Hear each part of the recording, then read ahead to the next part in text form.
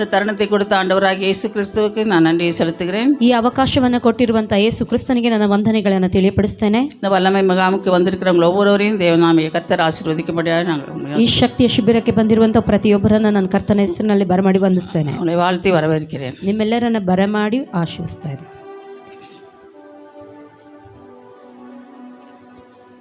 இந்த நாளின் தேவ செய்தி விடுவிக்கும் அபிஷேகம். ಸೊ ಈ ದಿನದ ದೇವರ ಸಂದೇಶ ಬಿಡಿಸುವಂತಹ ಒಂದು ಕಾರ್ಯ.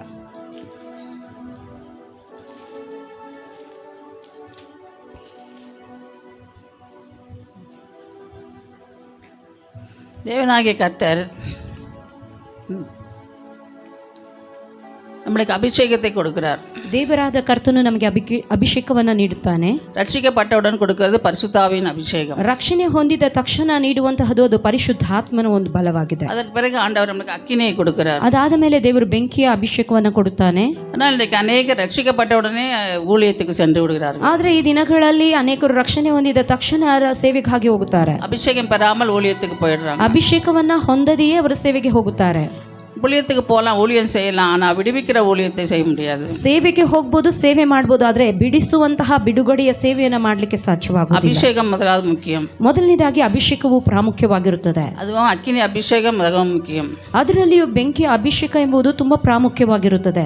தேவன் நம்மை அபிஷேகிக்கும் போது நம்மை பரிசுத்தப்படுத்துகிறார். ದೇವರು ನಮ್ಮನ್ನು ಅಭಿಷೇಕಿಸುವಾಗ ಕರ್ತನು ನಮ್ಮನ್ನು ಪರಿಶುದ್ಧ ಮಾಡುತ್ತಾನೆ. அபிஷேகம் நம்ம மேல வரும்போது நம்ம உன்னத பலனை அடைகிறோம். ಅಭಿಷೇಕವು ನಮ್ಮ ಮೇಲೆ ಬರುವಾಗ ಉನ್ನತವಾದ ಅಭಿಷೇಕವನ್ನು ಹೊಂದಿಕೊಳ್ಳುತ್ತೇವೆ. அபிஷேகம் நம்மளை போதிக்கிறது. ಅಭಿಷೇಕವು ನಮ್ಮನ್ನು ಬೋಧಿಸುತ್ತದೆ. அபிஷேகம் நம்மளை பாதுகாக்கிறது. ಅಭಿಷೇಕವು ನಮ್ಮನ್ನು ಕಾಪಾಡುತ್ತದೆ. ஆனால் அது மாத்திரமல்ல, ஆண்டவராகிய இயேசு கிறிஸ்து ಅದು ಮಾತ್ರವಲ್ಲದೆ ಕರ್ತನಾಗಿರುವ ಯೇಸು ಕ್ರಿಸ್ತನು கல்வாரி சிலுவையில ಕಲ್ವರಿಯ ಶಿಲುಬೆಯಲ್ಲಿ அவர் ரத்தத்தை சிந்தி ತನ್ನ ರಕ್ತವನ್ನು ಸುರಿಸಿ பிசாசை தலையை நசுக்கினார். ಸೈತಾನನ ತಲೆಯನ್ನು ಜಜ್ಜಿದನು. ஆனாலும் அவனுடைய கிரியைகள் ஜனங்களுக்குள்ள ஒரு பாவ சுவாபங்களாய் சர்ப்பங்களாய் சுத்தி கொண்டு பழைய பாவங்களை செய்ய தூண்டுகிறது. ಆದರೂ ಕೂಡ ಆ ಒಂದು ಕಾರ್ಯ ಎಲ್ಲ ಸೈತಾನನ ಒಂದು ಸರ್ಪವಾಗಿ ಮನುಷ್ಯರಲ್ಲಿ ಪಾಪದ ಕಾರ್ಯಗಳನ್ನು, ಪಾಪದ ಸ್ವಭಾವಗಳನ್ನು ಮಾಡುತ್ತಾ ಬರುತ್ತಾ ಇದೆ. இதற்காக தான் ஆண்டவர் அக்கினியை கொடுக்கிறார். ಇದಕ್ಕಾಗಿಯೇ ಕರ್ತನು ಬೆಂಕಿಯ ಅಭಿಷೇಕವನ್ನು ನೀಡುತ್ತಿದ್ದಾರೆ. அவனுடைய பாவ சாபங்களை சுட்டெரிப்பதற்காக தேவன் நமக்கு அக்கினியை கொடுக்கிறார்.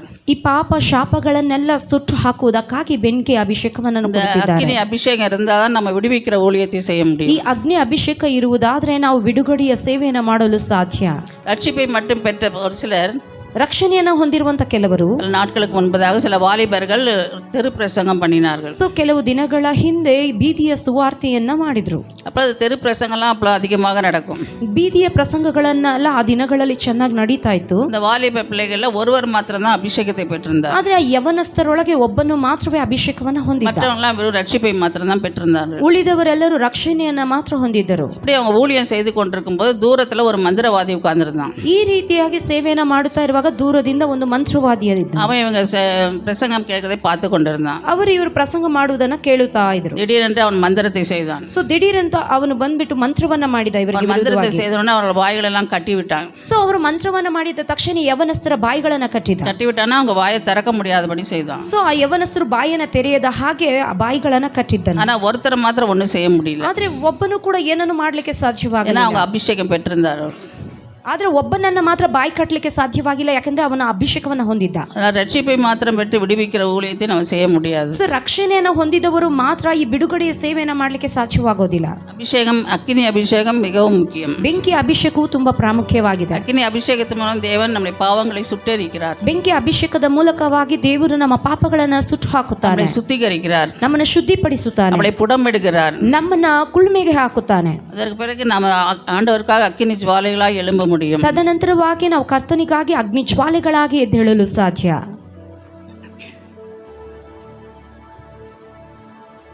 இந்த விடுதலையாக்குற ஊழியத்துல நாம சாத்தானோடு போராட வேண்டியது இருக்கு. ಈ ಬಿಡುಗಡೆ ಸೇವೆಯಲ್ಲಿ ನಾವು ಸೈತಾನನ ವಿರುದ್ಧವಾಗಿ ಹೋರಾಡಬೇಕಾಗುತ್ತದೆ. சாத்தானோடு போர்க்களத்தில் நின்று யுத்தம் செய்து அவன் கையில் இருக்கிற ஆத்துமாக்களை நாம விடுவிக்க வேண்டியதா இருக்கிறது. ಕರ್ತನೊಂದಿಗೆ ಸೇರಿ ನಾವು ಯುದ್ಧವನ್ನ ಮಾಡಿ ಸೈತಾನನ ಕೈಯಲ್ಲಿರುವಂತಹ ಆತ್ಮಗಳನ್ನ ಬಿಡಿಸಬೇಕಾಗಿದೆ. நல்ல பலசாலிகளா இருக்க வேண்டியது அவசியம் இல்லை. ಸೊ ನಾವು ಬಲಶಾಲಿಗಳಾಗಿ ಇರಬೇಕಾಗಿರುವಂಥದ್ದು ಅವಶ್ಯವಿಲ್ಲ. எல்லாம் ஜிம்முக்கு போய் எக்ஸசைஸ் பண்ணி பலசாலிகளை பார்த்து பிசாசு பயப்பட மாட்டான். ನಾವು ಜಿಮ್ಗೆ ಹೋಗಿ ಚೆನ್ನಾಗಿ ವ್ಯಾಯಾಮ ಮಾಡಿ ದೃಢವಾದಂಥ ಮೈಕಟ್ಟನ್ನು ಇಟ್ಕೊಂಡು ಇರೋದಾದ್ರೆ ಸೈತಾನನು ಬಿಟ್ಟು ಹೋಗೋದಿಲ್ಲ. அல்லது பைபிள் காலேஜ் படித்து வசனங்களை எல்லாம் படித்து வந்து பிசாசை ஓட்ட முடியாது. ಅಥವಾ ಸತ್ಯವೇದದ ಪಾಠಶಾಲೆಯಲ್ಲಿ ಅಧ್ಯಯನ ಮಾಡಿ ಬಂದ ತಕ್ಷಣ ಸೈತಾನನ ಬಿಡಿಸ್ಲಿಕ್ಕೆ ಓಡಿಸ್ಲಿಕ್ಕೆ ಸಾಧ್ಯವಾಗೋದಿಲ್ಲ. அக்கினி அபிஷேகத்தை பெற்றிருந்தாலும் பிசாசு முன்னாடி நிற்க முடியும். ನಾವು ಬೆಂಕಿ ಅಭಿಷೇಕವನ್ನು ಹೊಂದಿದ್ದರೆ ಮಾತ್ರವೇ ಸೈತಾನನ ಮುಂದೆ ನಿಲ್ಲಲು ಸಾಧ್ಯ.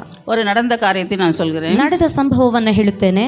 ஒரு 3 ஊழியக்காரர்கள் ஒரு பிசாசை துரத்த வேண்டும் என்று போனார்கள். ಒಂದು 3 ಸೇವಕರುಗಳು ಸೈತಾನನ ದುರಾತ್ಮವನ್ನು ಓಡಿಸುವುದಕ್ಕಾಗಿ ಹೋದರು. அவர்கள் பார்த்தார்கள் நம்மளால முடியாதுன்னு சொல்லிட்டு அந்த ஊர்ல ஒரு அக்கினி அபிஷேகத்தை பெற்ற ஒரு ஊழியக்காரர் இருந்தார். ಸೊ ಆ ಸ್ಥಳದಲ್ಲಿ ಹೋದಾಗ ಅವರಿಗೆ ಬಿಡಿಸ್ಲಿಕ್ಕೆ ಅಸಾಧ್ಯವಾಯಿತು. ಅದೇ ಪ್ರಾಂತದಲ್ಲಿ ಒಂದು ಅಗ್ನಿ ಅಭಿಷೇಕದ ಕೂಟವನ್ನ ಸೇವಕರು ಅಗ್ನಿ ಅಭಿಷೇಕದ ಕೂಟ ನಡೆಸುವಂತ ಸೇವಕರಿದ್ರು. எல்லாரும் சொன்னாங்க அந்த ஊழியக்காரர் வந்து ஜெபித்தா பிசாசு போயிடுவான்னாங்க. ಸೊ ಅವರು ಬಂದು ಪ್ರಾರ್ಥನೆ ಮಾಡುವುದಾದ್ರೆ ಈ ದೆವ್ವಗಳು ಬಿಟ್ಟು ಹೋಗುತ್ತದೆ ಅಂತ ಹೇಳಿದ್ರು. சரி, அந்த 3 ஊழியக்காரர்கள் கிளம்பி இந்த ஊழியக்கார வீட்டுக்கு வந்திருந்தாங்க. ಆದ್ದರಿಂದ ಈ 3 ಸೇವಕರು ಕೂಡ ಅಗ್ನಿ ಅಭಿಷೇಕ ಹೊಂದಿದ್ದಂತ ಸೇವಕರ ಮನೆಗೆ ಬಂದರು. அவங்க வீட்டுக்கு வந்தவொடனே அந்த ஊழியக்காரர் வீட்டில் இருந்தார். ಸೊ ಆ ಮನೆಗೆ ಬಂದಾಗ ಆ ಸೇವಕರು ಮನೆಯಲ್ಲೇ ಇದ್ರು. அப்புறம் அவங்க வந்து அந்த ஊழியக்காரரை பார்த்து கேட்டாங்க, அவருடைய பேர் சொல்லி அந்த ஊழியக்காரர் இருக்காரான்னு அவரிடத்துல கேட்டாங்க. ಮತ್ತು ಆ ಸೇವಕರ ಬಳಿಯಲ್ಲೇ ಬಂದು ಆ ಸೇವಕರ ಹೆಸರನ್ನ ಹೇಳಿ ಇಂಥ ಸೇವಕರು ಇದ್ದಾರ ಅಂತ ಕೇಳಿದ್ರು. அப்போ அந்த ஊழியக்காரர் சொன்னார், நான் தான் அந்த ஊழியக்காரன். ಆಗ ಆ ಸೇವಕರು ಹೇಳಿದ್ರು, ನೀನು ಕೇಳಿ ಬಂದಿದ್ದಂತಹ ಸೇವಕ ನಾನೇ ಹಾಕಿದ್ದೇನೆ ಅಂತ. ஆனால் அவர் ரொம்ப மெலிந்திருப்பார். ಆದ್ರೆ ತುಂಬಾ ಸಣ್ಣಗಿದ್ರು ಆ ವ್ಯಕ್ತಿ. அப்போ அந்த 3 ஊழியக்காரர் சொன்னாங்க, நீங்கள் தான் ஊழியம் செய்கிறவங்களான்னு கேட்டாங்க. ಸೊ ಹಾಗಾದ್ರೆ ನೀವೇ ಸೇವೆ ಮಾಡುವವರ ಎಂಬುದಾಗಿ ಆ 3 ಜನ ಕೇಳಿದ್ರು. அப்போ அவங்க இவரை பார்த்துட்டு இவர் சரீர பார்த்து என்ன சொன்னாங்க, நீங்கன்னா இவ்வளோ மெலிசா இருக்கீங்க, நீங்கள் எப்படி ஊழியம் செய்கிறீங்க அப்படின்னு கேட்குறாங்க. ಅವರು ಇವರ ಶರೀರವನ್ನು ನೋಡಿ ನೀವು ಸೇವೆ ಮಾಡ್ತಿದ್ದೀರಾ, ನೀವು ಹೇಗೆ ಸೇವೆ ಮಾಡ್ತಿದ್ದೀರಾ ಎಂಬುದಾಗಿ ಅವರ ಸಣ್ಣತನವನ್ನು ನೋಡಿ ಹೇಳಿದ್ರು. இவர் எங்கே பிசாசை ஓட்ட போகிறான்னு சொல்லி அது மாதிரி பேசினாங்க. ಇವರು ಯಾವ ರೀತಿಯಾಗಿ ದೆವ್ವವನ್ನು ಓಡಿಸೋದಕ್ಕೆ ಸಾಧ್ಯ ಎಂಬುದಾಗಿ ಹೇಳನವಾಗಿ ಆ 3 ಜನ ಮಾತನಾಡಿದ್ರು. அப்புறம் அவங்க சொன்னாங்க, நீங்கள் நல்லா சாப்பிட்டு உடம்ப தேத்துங்க, சுவர் இருந்தால் தான் சித்திரம் எழுத முடியும் சொல்லிட்டு இவங்க 2 பேர் 3 பேர் கிண்டலாக பேசிட்டு போயிட்டாங்க. ಅವ್ರು 3 ಜನ ನೀವು ಚೆನ್ನಾಗಿ ತಿಂದು ಬಲಿಷ್ಠರಾಗಿ ಆಗ ಮಾತ್ರನೇ ದೆವ್ವೆಲ್ಲ ಓಡಿಸೋದಕ್ಕಾಗುತ್ತೆ ಎಂಬುದಾಗಿ ತಮಾಷೆಯಾಗಿ ಇವ್ರು 3 ಮಾತಾಡಿ ಹೋದ್ರು.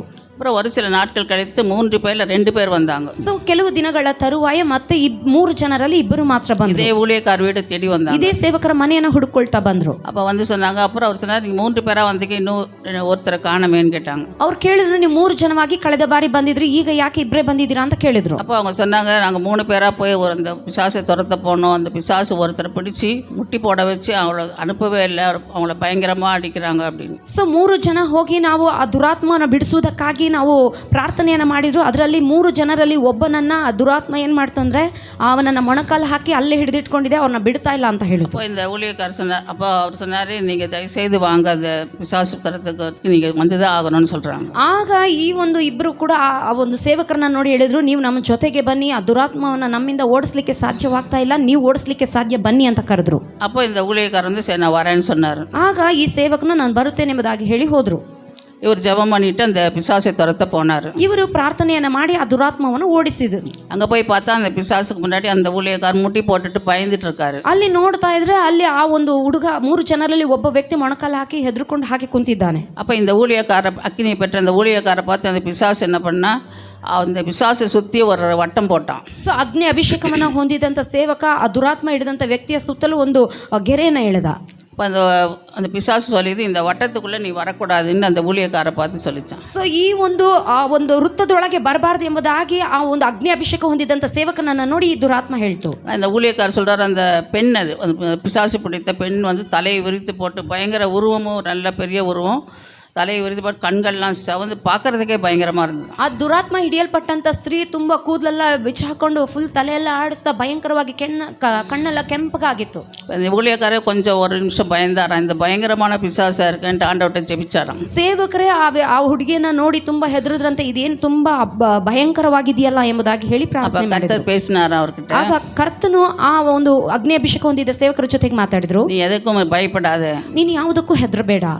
அவர் அந்த பிசாசு சுற்றி அந்த பக்கம் கிராமத்து ஜனங்கள் கூடி என்ன வேடிக்கை பார்த்து கொண்டிருந்தாங்க. ನೋಡಿ ಆ ದುರಾತ್ಮ ಹಿಡಿದಂಥ ಸ್ತ್ರೀಯನ್ನ ಅಲ್ಲಿ ನಡೆಯುವಂಥ ಸಂಭವನ ಅಲ್ಲಿ ಊರಿನ ಜನರೆಲ್ಲ ನೋಡ್ತಾ ಗಮನಿಸ್ತಾ ಇದ್ರು. அப்போ கர்த்தர் சொன்னார், அந்த ரவுண்டு போட்டிருக்கல, அந்த ரவுண்டுக்குள்ளே நீ காலை வைன்னு சொன்னார். ಸೊ ಅವಾಗ ಹೇಳಿದ್ರು, ಆ ವೃತ್ತ ಹಾಕಿದ್ದೀನಲ್ಲ, ಆ ವೃತ್ತದ ಒಳಗೆ ನೀನು ಕಾಲಿಡು ಅಂತ ಹೇಳಿದ್ರು.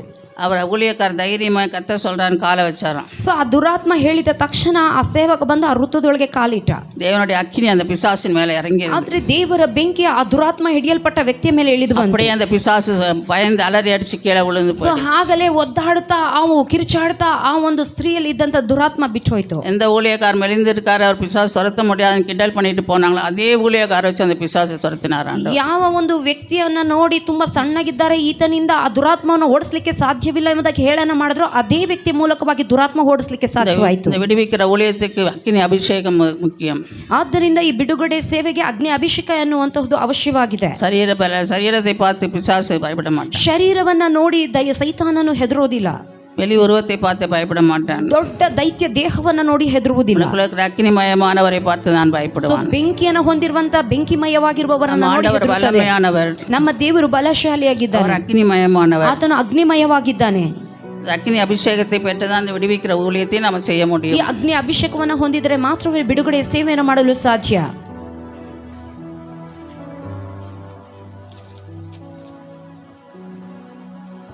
விடுவிக்கிற ஊழியம் என்றால், ಬಿಡುಗಡೆ ಸೇವೆ ಎಂದರೆ உலகம் மாமிசம் பிசாசு என்பவை கிறிஸ்துவின் எதிரியாயிருந்து நமக்கு விரோதமாய் யுத்தம் செய்யும். ಸೊ ಲೋಕದ ವಿರುದ್ಧವಾಗಿ ಶರೀರದ ವಿರುದ್ಧವಾಗಿ ಲೋಕದ ಶರೀರದ ಕಾರ್ಯಗಳಿಗೆ ವಿರುದ್ಧವಾಗಿ ನಾವು ಹೋರಾಡುವುದಾಗಿದೆ. சாத்தானுடைய ராஜ்யத்தை நோக்கி கிறிஸ்துவின் ராஜ்யத்தை கட்டி எழுப்பதான் இந்த விடுதலை அபிஷேகம் நமக்கு. ಸೈತಾನನ ಲೋಕದಿಂದ ದೇವರ ಲೋಕದೊಳಗೆ ಕಟ್ಟಿ ಎಬ್ಬಿಸುವುದಾಗಿದೆ. கட்டப்பட்ட மனிதர்களை விடுதலையாக்கி அவர் கிறிஸ்துவின் ஊழியக்காரராய் மாற்ற வேண்டும் என்று தேவன் நமக்கு விடுதலையின் அபிஷேகத்தை தருகிறார். ಕಟ್ಟಲ್ಪಟ್ಟಂತಹ ಜನರನ್ನ ಬಿಡಿಸಿ ಈ ಒಂದು ಸೇವೆಯನ್ನು ಮಾಡುವುದಕ್ಕಾಗಿ ಅಗ್ನಿ ಅಭಿಷೇಕ ಸೇವೆಯನ್ನು ಕೊಡುತ್ತಿದ್ದಾರೆ. இன்னைக்கு ಅನೇಕ ಜನಗಳು ಕಟ್ಟப்பட்டு மந்திரவாதிகளிடம் போகிறார்கள். ಈ ದಿನ ಅನೇಕರು ಕಟ್ಟಲ್ಪಟ್ಟವರಾಗಿ ಮಂತ್ರವಾದಿಗಳ ಬಳಿಗೆ ಹೋಗುತ್ತಿದ್ದಾರೆ. ಅನೇಕ ಪಣங்களை செலவு பண்ணுகிறார்கள். ಅನೇಕ ಹಣವನ್ನು ವೆಚ್ಚ ಮಾಡ್ತಾ ಇದ್ದಾರೆ. கேட்கதெல்லாம் கொண்டு போய் கொடுக்கிறார்கள், ஆனால் விடுதலை ஆவதில்லை. ಅವರು ಕೇಳುವುದನ್ನೆಲ್ಲ ತೆಗೆದುಕೊಂಡು ಹೋಗಿ ಕೊಡ್ತಿದ್ದಾರೆ, ಆದರೆ ಬಿಡುಗಡೆಯನ್ನು ಹೊಂದಿಕೊಳ್ಳಲು ಸಾಧ್ಯವಾಗ್ತಾ ಇಲ್ಲ. ಅನೇಕ பிசாசினால் கட்டப்பட்டோம், செய்வினை மந்திரங்கள் சூனியங்களால் கட்டப்பட்டு அவதிப்படுகிறவர்கள் அநேகர் உண்டு. ಈ ದಿನ ಅನೇಕ ಜನರು ಕಟ್ಟಲ್ಪಟ್ಟು ಶೂನ್ಯದಿಂದ, ಮಂತ್ರದಿಂದ, ಮಾಯದಿಂದ ಎಲ್ಲದಿಂದ ಬಂಧಿಸಲ್ಪಟ್ಟವರಾಗಿದ್ದಾರೆ. படித்தவங்க படிக்காதவங்க ஏழை மக்கள் எல்லாரையும் பிசாசு தாக்குறான். ವಿದ್ಯಾವಂತರು, ಅವಿದ್ಯಾವಂತರು, ಶ್ರೀಮಂತರು, ಬಡವರು ಎಲ್ಲರನ್ನು ಕೂಡ ಇದು ಆತ್ಮವು ಬಂಧಿಸ್ತಾ ಇದೆ. நம்ம ஆண்டவர் பாவம், சாபம், கடன் தொல்லை, பிசாசின் தொல்லை எல்லாவற்றிலிருந்து அவர் விடுவிக்க வல்லமை உள்ளவராக இருக்கிறார். ಪಾಪ, ಶಾಪ, ಸಾಲದ ಬಾಧೆ ಎಲ್ಲ ಕಾರ್ಯಗಳಿಂದಲೂ ಈ ಒಂದು ದೇವರು ಬಿಡಿಸುವವನಾಗಿದ್ದಾನೆ. இந்த விடுதலை அபிஷேகத்தை நம்ம வாஞ்சிக்க வேண்டும். ಬಿಡುಗಡೆ ಸೇವೆನ ನಾವು ಬಯಸಬೇಕು. ரெண்டாவது நம்ம விசுவாசிக்க வேண்டும். ನಾವು ನಂಬಬೇಕು. ஆண்டவர் விடுதலை கொடுப்பார் என்று சொல்லி நம்ம விசுவாசிக்க வேண்டும். ದೇವರು ನಮ್ಮನ್ನ ಬಿಡಿಸ್ತಾರೆ ಎಂಬುದಾಗಿ ನಂಬಬೇಕು. பரிசுத்தமாய் வாழ்வேன் என்று தீர்மானம் செய்ய வேண்டும். ಪರಿಶುದ್ಧವಾಗಿ ಜೀವಿಸಬೇಕು ಎಂಬುದಾಗಿ ನಾವು ತೀರ್ಮಾನವನ್ನು ತೆಗೆದುಕೊಳ್ಳಬೇಕು. சில பேர் விடுதலை கிடைச்சோன்னு மறுபடியும் பாவ வாழ்க்கைக்குள்ள போயிடுவாங்க. ಕೆಲವರು ಬಿಡುಗಡೆಯನ್ನು ಹೊಂದಿದ ತರುವಾಯ ಕೂಡ ಪುನಃ ಮಾಡಿದ ಪಾಪವನ್ನೇ ತಿರುಗಿ ಮಾಡುತ್ತಾ ಇರ್ತಾರೆ. யாரை ஆண்டவர் விடுவிப்பார்? ಯಾರನ್ನ ದೇವರು ಬಿಡಿಸ್ತಾರೆ? ಸಂಗೀತ 91:14 ಪಾಪம். ಕೀರ್ತನೆಗಳು 91ನೇ ಅಧ್ಯಾಯ 14ನೇ ವಚನ ಹೇಳ್ತದೆ, அவன் என்னிடத்தில் வாஞ்சியா இருக்கிறபடியால் அவனை விடுவிப்பேன் என்று ஆண்டவர் சொல்கிறார். ಆತನ ಬಳಿಯಲ್ಲಿ ಬಯಕೆಯಿಂದ ಇರುವವರನ್ನ ದೇವರು ಬಿಡಿಸುವವನಾಗಿದ್ದಾನೆ ಎಂಬುದಾಗಿ ಬರೆಯಲ್ಪಟ್ಟಿದೆ. ஆபத்து காலத்தில் என்னை நோக்கி கூப்பிடு, நான் உன்னை விடுவிப்பேன் என்று ஆண்டவர் சொல்கிறார். ಕಷ್ಟ ಕಾಲದಲ್ಲಿ ನನ್ನನ್ನು ನೋಡಿ ಕರೆ, ನಾನು ಅವನನ್ನು ಬಿಡಿಸುತ್ತೇನೆ ಎಂಬುದಾಗಿ ಹೇಳುತ್ತಾರೆ.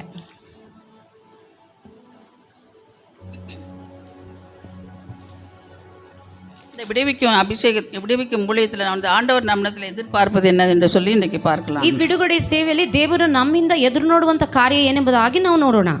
லூக்கா 4:18 படிப்போம். ಲೂಕ 4:18 ಓದೋಣ. கர்த்தருடைய ஆவியானவர் என்மேல் இருக்கிறார், தரித்திரருக்கு சுவிசேஷத்தை பிரசங்கிக்கும்படி என்னை அபிஷேகம் பண்ணினார்.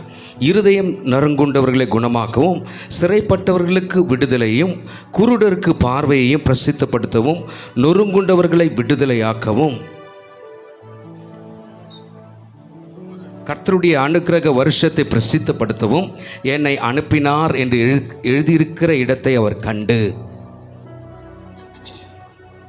தரித்திரருக்கு சுவிசேஷம் என்று சொன்னால் கடன்பட்டவர்கள், ಕಷ್ಟಪಟ್ಟವங்க, ಏಳೆಗಳು அப்படி கிடையாது. ಬಡವರಿಗೆ ಶುಭ ವರ್ತಮಾನ ಎಂಬುದಾಗಿ ಹೇಳುವುದಾದರೆ ತುಂಬ ಬಲಹೀನವಾಗಿರುವವರು, ತುಂಬ ಬಡತನದಲ್ಲಿರುವವರಿಗೆ ಸುವಾರ್ತೆ ಸಾರಬೇಕೆಂಬುದಾಗಿ ಅಲ್ಲ.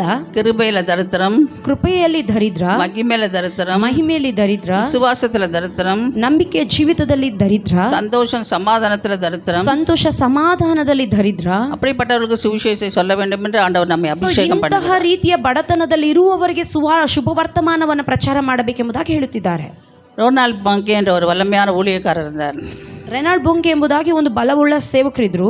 அவர் ஆண்டவரை பற்றி அவருடைய ஐஸ்வர்யத்தை பற்றிலாம் வல்லமையாய் பிரசங்கிப்பார். ಅವರು ದೇವರ ಬಲದ ಬಗ್ಗೆ, ದೇವರ ಐಶ್ವರ್ಯದ ಬಗ್ಗೆ ಅವರು ಶಕ್ತವಾಗಿ ಪ್ರಸಂಗವನ್ನ ಮಾಡ್ತಾ ಬರ್ತಾ ಇದ್ರು. அவர் ஆரம்ப நாட்களில் ஊழியம் செய்யும் பொழுது ಪ್ರಾರಂಭ ದಿನಗಳಲ್ಲಿ ಅವರು ಸೇವೆಯನ್ನು ಮಾಡುವಾಗ அவர் வீட்டு வாடகை 300 ரூபாய் கொடுக்க முடியாமல் கஷ்டப்பட்டார். ಅವರ ಮನೆಯ ಬಾಡಿಗೆ 300 ರೂಪಾಯಿ ಕಟ್ಟಲಿಕ್ಕೂ ಕೂಡ ಅವರಿಗೆ ಕಷ್ಟವಾಗಿತ್ತು. ஆண்டவருடைய சமூகத்தில் போய் உபவாசம் இருந்து ஜெபிச்சார். ದೇವರ ಸಮ್ಮುಖದಲ್ಲಿ ಉಪವಾಸವನ್ನು ತೆಗೆದು ಪ್ರಾರ್ಥಿಸ್ತಾ ಇದ್ದಾರೆ. ஆண்டவரே, நான் எப்படி உடைய ஊழியத்தை செய்கிறேன், 300 ரூபாய் எனக்கு வீட்டு வாடகை கொடுக்க முடியலையே. ಕರ್ತನೇ, ನಾನು ನಿನ್ನ ಸೇವೆಯನ್ನ ಮಾಡ್ತಾ ಇದ್ದೇನೆ, ಆದ್ರೆ ನನ್ನ ಮನೆ ಬಾಡಿಗೆ ಕಟ್ಟಲಿಕ್ಕೂ ಕೂಡ ನನಗೆ ಅಸಾಧ್ಯವಾಗಿದೆ ಎಂಬುದಾಗಿ ಪ್ರಾರ್ಥಿಸ್ತಾ ಇದ್ರು. அப்ப கர்த்தர் இறங்கி வந்தார். ಆಗ ದೇವರು ಇಳಿದು ಬಂದ್ರಂತೆ. ஆண்டவர் சொன்னாரா, நான் உனக்கு $300 மில்லியன் தரேன். ಕರ್ತನು ಹೇಳಿದ್ರು, ನಾನು ನಿನಗೆ 300 ರೂಪಾಯಿ ಅಲ್ಲ, $300 ಮಿಲಿಯನ್ ಅನ್ನು ಕೊಡ್ತೀನಿ ಎಂಬುದಾಗಿ. 300 மில்லியனா 30 கோடி பணம் தரேன், நம்மளுடைய ஊர்ல 30 கோடி பணம் தருகிறேன். 300 ಮಿಲಿಯನ್ ಎಂಬುದಾಗಿ ಹೇಳುವುದಾದ್ರೆ 30 ಕೋಟಿ ಹಣವನ್ನು ಕೊಡ್ತೇನೆ ಎಂಬುದಾಗಿ ದೇವರು ಹೇಳಿದ್ರು. நீ நல்லா சந்தோஷமா உலகத்தில் அனுபவிக்கலாம், ನೀನು ತುಂಬಾ ಸಂತೋಷವಾಗಿ ಈ ಲೋಕದಲ್ಲಿ ನೀನು ಆಡಂಬರವಾಗಿ ಜೀವಿಸಬಹುದು ಅಂತ ಹೇಳಿದ್ರು. நீ ஊழியம் செய்யலாம், ಹಾಗೆ ಸೇವೆಯನ್ನು ಕೂಡ ಮಾಡಬಹುದು ಎಂದು ಹೇಳಿದ್ರು. அவர் சிறிது நேரம் யோசித்தாராம். ಕೆಲವು ಗಂಟೆ ಅವರು ಯೋಚನೆ ಮಾಡಿದ್ರಂತೆ. அப்புறம் ஆண்டவர்கிட்ட சொன்னாரா, எனக்கு 300 மில்லியன் வேண்டாம் ஆண்டவரே. ಕರ್ತನೆ, ನನಗೆ ಅಷ್ಟೊಂದು ಮಿಲಿಯನ್ ಬೇಡ ಸ್ವಾಮಿ, எனக்கு இருக்கிறது போதும், ನನಗಿರೋದೇ ಸಾಕು. உடைய ஊழியத்தை செய்வதற்கான அபிஷேகத்தை எனக்கு தாரும். ನಿಮ್ಮ ಸೇವೆಯನ್ನು ಮಾಡಲಿಕ್ಕೆ ಬೇಕಾಗಿರುವಂತ ಅಭಿಷೇಕವನ್ನ ಮಾತ್ರ ನನಗೆ ಕೊಡು. ಅದಕ್ಕೆ ಬದಲಾಗಿ ನನಗೆ 30 ಕೋಟಿ ಆತ್ಮಮಕ್ಕಳை தாரும் என்று சொன்னார். ನನಗೆ ಅದಕ್ಕೆ ಬದಲಾಗಿ 30 ಕೋಟಿ ಆತ್ಮಗಳನ್ನ ಕೊಡು ಎಂಬುದಾಗಿ ಕೇಳಿದ್ರಂತೆ. எனக்கு 300 மில்லியன் கொடுத்து நான் வந்து இந்த உலகத்தில் நன்றாக ஜீவித்து நான் வெறும் கையாய் வருவதற்கு எனக்கு 300 கோடி ஆத்மாக்களை தாரும் என்று சொன்னார். ನಾನು 300 ಆ ಒಂದು ಮಿಲಿಯನ್ ತೆಗೆದುಕೊಂಡು ಲೋಕದಲ್ಲಿ ಆಡಂಬರವಾಗಿ ಜೀವಿಸುವುದಕ್ಕಿಂತಲೂ 30 ಕೋಟಿ ಆತ್ಮಗಳನ್ನ ನನಗೆ ಕೊಡು ಅಂತ ಕೇಳಿದ್ರಂತೆ. அதற்கான எனக்கு கிருபை வரங்கள் 9 வரங்களை எனக்கு தாரும் என்று சொன்னார். ಅದಕ್ಕಾಗಿ ಬೇಕಾಗಿರುವಂತ ಕೃಪಾ ವರಗಳನ್ನು 9 ಅನುಗ್ರಹಿಸು ಅಂತ ಕೇಳಿದ್ರಂತೆ. ಅಳಿந்து போற ಆತ್ಮಮಕ್ಕಳை நான் உம்மண்டையாய் சேர்க்க வேண்டும் என்று அவர் ஜெபித்தார். ನಾಶನದ ಮಾರ್ಗದಲ್ಲಿರುವಂತ ಆತ್ಮಗಳನ್ನ ನಿನ್ನ ಬಳಿಗೆ ನಾನು ಸೇರಿಸಬೇಕು ಅಂತ ಕೇಳಿದ್ರು. ಕರ್ತರು ಅವರಿಗೆ ವರங்களை கொடுத்தார். ಕರ್ತನು ಅವರಿಗೆ ವರಗಳನ್ನ ನೀಡಿದನು. வல்லமையான ஊழியக்காரராய் எழும்பி பிரகாசித்தார். ಬಲವುಳ್ಳ ಸೇವಕರಾಗಿ ಆತನು ಎದ್ದು ಪ್ರಕಾಶಿಸಿದನು. அவர் ஐஸ்வர்யத்தை எதிர்பார்க்கல. ಆತನು ಐಶ್ವರ್ಯವನ್ನ ಎದುರು ನೋಡಲಿಲ್ಲ. மகிமையின் ஐஸ்வர்யமாகிய அந்த ஐஸ்வர்யத்தை கர்த்தர் அவர் எதிர்பார்த்தார். ಮಹಿಮೈಶ್ವರ್ಯವುಳ್ಳ ದೇವರನ್ನ ಅವನು ಎದುರು ನೋಡಿದನು. கர்த்தர் அவருக்கு கொடுத்தார். ಕರ್ತನು ಆತನಿಗೆ ಕೊಟ್ಟನು. வல்லமையான ஊழியக்காரராய் பிரகாசித்தார். ಶಕ್ತವಾಗಿ ಸೇವೆಯನ್ನ ಮಾಡಿ ಆತನು ಪ್ರಕಾಶಮಾನವಾಗಿ ಬೆಳಗಿದನು. விடுதலை ஊழியம் செய்வதற்கு ஆண்டவரிடத்தில் இந்த அபிஷேகத்தை கேட்க வேண்டும். ಬಿಡುಗಡೆಯ ಸೇವೆಯನ್ನ ಮಾಡಲಿಕ್ಕೆ ನಾವು ಕೂಡ ದೇವರ ಬಳಿಯಲ್ಲಿ ಈ ಒಂದು ಅಭಿಷೇಕವನ್ನ ಕೇಳಿಕೊಳ್ಳಬೇಕು.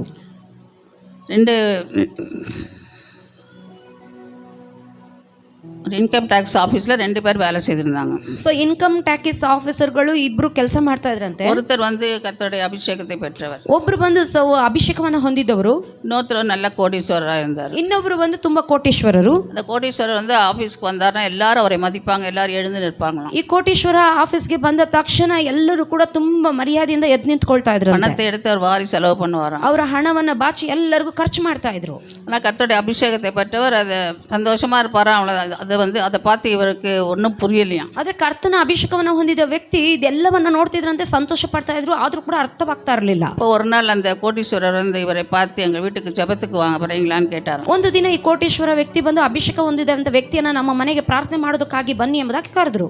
இவர் இவ்வளோ பணக்காரராக இருக்கார், நம்மளை கூப்பிட்றாரு அவங்க வீட்டுக்குன்னு சொல்லி யோசித்தாராம். ಇವರು ಇಷ್ಟು ಶ್ರೀಮಂತರಾಗಿದ್ದಾರಲ್ಲ, ನನ್ನನ್ನು ಹೋಗಿ ಇವ್ರ ಮನೆಗೆ ಕರಿತಾ ಇದ್ದಾರಲ್ಲ ಅನ್ಕೊಂಡು ಹೋದ್ರಂತೆ. சரி, ஒரு நாள் அவர் வீட்டுக்கு போயிருக்கார். ಸರಿ ಅಂತ ಹೇಳಿ ಅವ್ರ ಮನೆಗೆ ಒಂದಿನ ಹೋದ್ರು. இப்போ அவர் வீட்டுக்கு போயிருக்கும்போது ಹೋಗಿರುವಾಗ ஒரு லுங்கி ஒரு பனியனோட உட்காந்துருந்தாராம் வீட்டில். ಒಂದು ಪಂಚೆ ಬನಿಯನ್ನೊಂದಿಗೆ ಕೂತಿದ್ರಂತೆ. ஆனால் கழுத்து கைகள் எல்லாம் கருப்பு கயிறு தாயத்துகள் அதிகமாய் கட்டியிருந்தாராம். ಆದರೆ ಕೈಗೆ ಕಾಲ್ಗೆ ಕತ್ತುಗೆಲ್ಲ ತಾಯ್ತಗಳನ್ನ ಗಟ್ಟಿಯಾಗಿ ಕಟ್ಟಿದ್ರಂತೆ. இப்போ இந்த அபிஷேகம் பெற்றவர் கேட்டாராம், ஏன் இப்படிலாம் கழுத்திலெல்லாம் கட்டியிருக்கீங்க, என்ன விஷயம் அப்படின்னு ಈ கேட்டிருக்காரு. ಅಭಿಷೇಕ ಹೊಂದಿದಂತ ವ್ಯಕ್ತಿ ಕೇಳಿದ್ರಂತೆ, ಯಾಕೆ ಈ ರೀತಿಯಾಗಿ ದಾರವನ್ನೆಲ್ಲ ಕಟ್ಕೊಂಡಿದ್ದೀರಾ ನೀವು ಅಂತ ಕೇಳಿದ್ರಂತೆ. அவர் சொன்னாரா, நான் இவ்வளோ கோடீஸ்வரராக இருந்த எனக்குள்ள நிம்மதி கிடையாது, ನಾನು ಕೋಟೀಶ್ವರನಾಗಿದ್ರು ಕೂಡ ನನ್ನೊಳಗೆ ನೆಮ್ಮದಿ ಇಲ್ಲ ಅಂತ ಹೇಳಿದ್ರು ಅವರು. எனக்கு நிறைய வீடுகள் இருக்கு, ನನಗೆ ತುಂಬಾ ಮನೆಗಳಿದೆ, நிறைய ஏக்கர் நிலங்கள் இருக்கு, ಅನೇಕ ಏಕರ್ಸ್ ನೆಲೆಗಳಿದೆ, நிறைய சொத்துக்கள் இருக்கு, ತುಂಬಾ ಆಸ್ತಿ ಪಾಸ್ತಿಗಳಿವೆ, அநேக வேலைக்காரர்கள் இருக்கார்கள், ತುಂಬಾ ಕೆಲಸಗಾರರಿದ್ದಾರೆ, இல்லாததே இல்லை எல்லாமே இருக்கு, ನನಗೆ ಇಲ್ಲ ಅನ್ನೋದೇ ಇಲ್ಲ, ಎಲ್ಲ ಇದೆ, எனக்கு நிம்மதி இல்லை, சந்தோஷம் இல்லை, ಆದ್ರೆ ನೆಮ್ಮದಿ ಸಂತೋಷವೇ ಇಲ್ಲ, சமாதானம் கிடையாது, ಸಮಾಧಾನ ಇಲ್ಲ, நான் வெளிப்புறத்துக்கு தான் அப்படி இருக்கிறேன், ನಾನು ನೋಡ್ಲಿಕ್ಕೆ ಹೊರ ತೋಟಕ್ಕೆ ಮಾತ್ರ ಆ ರೀತಿಯಾಗಿದ್ದೇನೆ, உள்ளத்துக்குள்ள தினந்தோறும் நான் அழுது கொண்டு இருக்கேன். ಆದ್ರೆ ಮನೆಯೊಳಗೆ ಪ್ರತಿ ದಿನವೂ ಅಳುತ್ತಾ ಇದ್ದೇನೆ. பிசாசு தினந்தோறும் மந்திரவாதியுடைய கிரியை எனக்கு அதிகமாக இருக்குது. ದುರಾತ್ಮನು ಈ ಮಂತ್ರವಾದಿಗಳ ಮೂಲಕವಾಗಿ ತುಂಬ ನನ್ನನ್ನು ಬಾಧಿಸುತ್ತಾ ಇದ್ದಾನೆ ಅಂತ ಹೇಳಿದ. பிசாசு என்னுடைய சரீரத்தின் சக்தியெல்லாம் உறிஞ்சி கொண்டு இருக்கிறான். ಸೈತಾನನು ನನ್ನ ದೇಹದಲ್ಲಿರುವಂತ ಎಲ್ಲ ಶಕ್ತಿಯನ್ನ ಹೀರಿ ಬಿಡ್ತಾ ಇದ್ದಾನೆ ಅಂತ. இரவெல்லாம் எனக்கு தூக்கம் கிடையாது. ರಾತ್ರಿಯಲ್ಲಿ ನನಗೆ ನಿದ್ರೆ ಬರ್ತಾ ಇಲ್ಲ. வெளியே பார்க்கறதுக்கு நான் சந்தோஷமா இருக்கிற மாதிரி தெரியுறேன். ಹೊರಗಡೆ ನೋಡೋದಕ್ಕೆ ತುಂಬಾ ಸಂತೋಷವುಳ್ಳವನಾಗಿ ಕಾಣಿಸಲ್ಪಡ್ತಾ ಇದ್ದೇನೆ. ಹೃದಯத்தில் எனக்கு நிம்மதி கிடையாது. ಆದ್ರೆ ಹೃದಯದಲ್ಲಿ ನನಗೆ ಸಂತೋಷ ನೆಮ್ಮದಿಯೇ ಇಲ್ಲ. ஜெபிங்கள்னு சொன்னார். ನನಗಾಗಿ ಪ್ರಾರ್ಥಿಸಿ ಎಂಬುದಾಗಿ ಕೇಳಿದ್ರಂತೆ. இப்படிப்பட்ட கோடீஸ்வரராக இருந்தாலும் அவர்கள் தரித்திரராக இருக்கிறார்கள். ನೋಡಿ, ಈ ರೀತಿಯಾಗಿ ಕೋಟೀಶ್ವರರಾಗಿದ್ರು ಕೂಡ ಆತನು ಒಂದು ದರಿದ್ರನಾಗಿ சமாதானம் இல்லாமல் தரித்திரராக இருக்கிறவர்களுக்கு தேவன் அவர்களுக்கு பிரசங்கிக்க தான் நம்மை ஆண்டவர் அபிஷேகிக்கிறார். ಸಂತೋಷ ಸಮಾಧಾನ ಇಲ್ಲದೆ ಇರುವಂತ ಇಂಥ ಬಡವರಿಗೋಸ್ಕರವಾಗಿ ನಾವು ಸುವಾರ್ತೆ ಸಾರುವುದಕ್ಕಾಗಿ ಕರ್ತನು ಹೇಳುತ್ತಿದ್ದಾರೆ. எந்த பணம் இருந்தாலும் சந்தோஷ சமாதானம் கொடுக்கிற நம்ம ஆண்டவராக இயேசு கிறிஸ்து வருவதுதான். ನಮ್ಮ ಬಳಿಯಲ್ಲಿ ಹೇರಳವಾಗಿ ಹಣವಿದ್ರೂ ಕೂಡ ಸಂತೋಷ ಸಮಾಧಾನವನ್ನು ಕೊಡುವಂತನು ಆತನು ದೇವರಾಗಿದ್ದಾನೆ. அடுத்ததாக பார்ப்போம். ನಂತರ ನೋಡೋಣ. இருதயம் நறுங்குண்டவர்களை குணமாக்க தேவன் நம்மை அபிஷேகித்திருக்கிறார். ಹೃದಯದಲ್ಲಿ ನೊಂದವರನ್ನ ದೇವರು ಗುಣ ಮಾಡುತ್ತಾನೆ. உள்ளான காயங்கள் அநேகருக்கு உண்டு. ನಮ್ಮ ಅಂತರ್ಯದಲ್ಲಿ ಆಳವಾದ ಗಾಯಗಳುಂಟು. எவ்வளோ பணம் இருந்தாலும் அவங்களுக்குள்ள நோயான ஒரு சந்தோஷம் இருக்காது. ಎಷ್ಟೋ ಹಣ ಇರಬಹುದು, ಆದರೆ ನಮಗೆ ನಿಜವಾದ ಸಂತೋಷ ಎಂಬುದೇ ಇರುವುದಿಲ್ಲ. கணவன் செய்த துரோகத்தால் சில பேர் கஷ்டப்படுகிறார்கள். ಗಂಡನ ದ್ರೋಹದ ನಿಮಿತ್ತ ಕೆಲವರು ಕಷ್ಟಪಡುತ್ತಾ ಇರ್ತಾರೆ. மனைவி விட்டுட்டு வேறொருத்தர் கூட போயிடுவாங்க. ಹೆಂಡತಿಯನ್ನ ಬಿಟ್ಟು ಮತ್ತೊಬ್ಬಳ ಬಳಿಗೆ ಹೋಗುತ್ತಾರೆ. மனைவி கணவனை விட்டு வேறொரு ஓடி விடுவாள். ಗಂಡನನ್ನ ಬಿಟ್ಟು ಹೆಂಡತಿ ಮತ್ತೊಬ್ಬನ ಬಳಿಗೆ ಓಡಿ ಹೋಗುತ್ತಾಳೆ. பிள்ளைகள் தாய் தகப்பனை மதிப்பது கிடையாது. ಮಕ್ಕಳು ತಂದೆ ತಾಯಿಯನ್ನ ಗೌರವಿಸುವುದಿಲ್ಲ. பிள்ளைகளால் கைவிடப்பட்டவர்கள் அநேகர் உண்டு. ಮಕ್ಕಳಿಂದ ಕೈ ಬಿಡಲ್ಪಟ್ಟವರು ಅನೇಕ ತಂದೆ ತಾಯಿಗಳಿದ್ದಾರೆ. வியாதியின் கொடுமையால கைவிடப்பட்டவர்கள் உண்டு. ವ್ಯಾಧಿಗಳ ಬಾಧೆಯಿಂದ ಕೈ ಬಿಡಲ್ಪಟ್ಟವರ ಹೇರಳವಾಗಿದ್ದಾರೆ. ಮಾತ್ರೆಗಳು ಅವರನ್ನು ಕೈಬಿಡலாம். ಈ ರೀತಿಯಾಗಿ ಔಷಧಿಗಳು ಅವರನ್ನ ಕೈ ಬಿಡಬಹುದು. பொழைக்கவே முடியாது என்று சொல்லி எவ்வளோ பேர் வருத்தப்படுகள் உண்டு. ಇನ್ನು ನೀನು ಬದುಕುವುದೇ ಇಲ್ಲ ಎಂಬುದ ಹಾಗೆ ತುಂಬಾ ಬಾಧೆ ಪಡುವವರು ಇರ್ತಾರೆ. ಹಾಸ್ಪಿಟಲ್ ஊழியத்துக்குலாம் போனால் அநேகர் நிரந்தோறும் வந்து ವ್ಯಾಧಿನಾಲ ಕಷ್ಟಪಡೋರು ಉಂಟು. ಆಸ್ಪತ್ರೆಯ ಸೇವೆಯಲ್ಲಿ ಹೋಗಿ ನೋಡುವುದಾದ್ರೆ ತುಂಬಾ ಹೇರಳವಾಗಿ ಕಷ್ಟವನ್ನು ಅನುಭವಿಸುವಂತ ರೋಗಗ್ರಸ್ತರು ಆಸ್ಪತ್ರೆಯಲ್ಲಿ ಇರ್ತಾರೆ. ಮರಣಕ್ಕೆ ಅವರಿಗೆ ஒரு அடி தூரம் தான் இருக்கும். ಮರಣಕ್ಕೂ ಅವರಿಗೂ 1 ಅಡಿ ದೂರ ಮಾತ್ರ ಇರುತ್ತದೆ. ஆனால் ஆண்டவராக இயேசு அவர் உள்ளத்தில் நிம்மதியை கொடுக்க தான் நம்மளுக்கு இந்த அபிஷேகத்தை கொடுக்கிறார். ಆದರೆ ಕರ್ತನಾಗಿರುವಂತ ಯೇಸು ಅಂತಹವರಿಗೆ ನೆಮ್ಮದಿಯನ್ನು ಕೊಡುವುದಕ್ಕಾಗಿ ಈ ಸೇವೆಯನ್ನು ನಮಗೆ ಕೊಡುತ್ತಾನೆ. இதயத்தின் காயங்களை ஆற்றதான் தேவன் நமக்கு இந்த அபிஷேகத்தை கொடுக்கிறார். ಹೃದಯದ ಗಾಯಗಳನ್ನ ಗುಣಪಡಿಸುವುದಕ್ಕಾಗಿ ದೇವರು ಈ ಸೇವೆಯನ್ನು ನಮಗೆ ಕೊಡುತ್ತಾನೆ. ஒரு ஊழியக்காரர் எப்படியாவது ஹாஸ்பிட்டல் ஊழியத்துக்கு போயிருந்தார். ಒಂದು ಸೇವಕರು ಒಂದು ಆಸ್ಪತ್ರೆಯಲ್ಲಿ ಈ ರೀತಿಯಾಗಿ ಸೇವೆಗಾಗಿ ಹೋಗಿದ್ರು. ಅವರು ವ್ಯಾಧಿயில பயங்கரமா ಅழுದು ಕೊಂಡಿದ್ದಾರೆ. ಆಗ ಅಲ್ಲಿ ತುಂಬಾ ರೋಗದಿಂದ ಬಳಲ್ತಾ ಇದ್ರು. ಒಬ್ರು ಅಳ್ತಾ ಇದ್ರು. ವ್ಯಾಧಿயின் கொடுமை தாங்க முடியாமல் எடுத்துக்கொள்ளும் என்று கத்திக்கொண்டிருந்தார். ಈ ವ್ಯಾಧಿಯ ಬಲಹೀನತೆಯಿಂದಾಗಿ ಬಾಧೆ ಪಡಲಿಕ್ಕೆ ಅಸಾಧ್ಯವಾಗಿ ಕೂಗುತ್ತಾ ಅಳುತ್ತಾ ಇದ್ರು. அப்புறம் இந்த ஊழியக்காரன் அவர்கிட்ட போய் ஜெபிக்க போயிருக்காரு. ಆದ್ರೆ ಆ ಸೇವಕರು ಆ ಒಂದು ಸೇವಕನ ಬಳಿಯಲ್ಲಿ ಪ್ರಾರ್ಥನೆಗಾಗಿ ಹೋಗಿದ್ರು. அப்ப அவர் அந்த வியாதிக்காரர் சொன்னார், ஐயோ எனக்காக ஜெபிக்காதீங்க. ಆದ್ರೆ ಆ ವ್ಯಾಧಿಗ್ರಸ್ತನು ಹೇಳಿದ್ರು, ನಮಗಾಗಿ ನೀವು ಪ್ರಾರ್ಥನೆ ಮಾಡಬೇಡಿ. வியாதியின் கொடுமை அதிகமா இருக்கு, நான் செத்து போறேன். ಈ ವ್ಯಾಧಿಯ ಬಾಧೆ ಅಧಿಕವಾಗಿದೆ, ನಾನು ಸತ್ತು ಹೋಗ್ಬಿಡ್ತೇನೆ. இல்லப்பா ஆண்டவர் எனக்கு சுகம் கொடுப்பாரு, நீ நல்லாயிடுவே, நான் ஜெபிக்கிறேன்னு சொன்னார். ಆ ಸೇವಕರು, ಇಲ್ಲಪ್ಪ ಯೇಸು ಸ್ವಾಮಿ ನಿಂಗೆ ಸ್ವಸ್ಥತೆಯನ್ನ ಕೊಡ್ತಾರೆ, ನೀನು ಚೆನ್ನಾಗಿ ಆಗ್ಬಿಡ್ತೀಯಾ ಅಂತ ಹೇಳಿದ್ರು. அவர் சொன்னார், நான் நல்லாயிட்டா கூட நான் வாழுவதற்கு இஷ்டம் இல்லை. ನಾನು ಚೆನ್ನಾಗಾದ್ರೂ ಪರವಾಗಿಲ್ಲ, ನನಗೆ ಬಾಳಕ್ಕೆ ಇಷ್ಟ ಇಲ್ಲ ಅಂತ ಹೇಳಿದ್ರು. தோட்டத்தில் என் மனைவியை பாருங்கன்னு சொன்னாராம். ಸೊ ನೀನ್ ನೋಡು, ನನ್ನ ಹೆಂಡತಿಯನ್ನ ನೋಡಿ ನನ್ನ ವಿಷಯದಲ್ಲಿ ಎಷ್ಟು ಬಾಧೆ ಆಗಿದ್ದಾರೆ ಅಂತ ಹೇಳಿದ್ರು. மனைவி நல்லா சிங்காரித்து தலை நிறைய பூ வச்சுட்டு நல்லா மேக்கப் பண்ணிட்டு அங்கே தூரத்தில் நிற்கிறதே அவர் காண்பித்தார். ಸೊ ಅವರ ಹೆಂಡತಿಯವರು ತುಂಬಾ ಶೃಂಗಾರವನ್ನ ಮಾಡಿಕೊಂಡು ಚೆನ್ನಾಗಿ ಅಲಂಕಾರ ಮಾಡಿಕೊಂಡು ಅಲ್ಲಿ ಎದುರಿಗೆ ನಿಂತಿರೋದನ್ನ ಕಂಡ್ರು.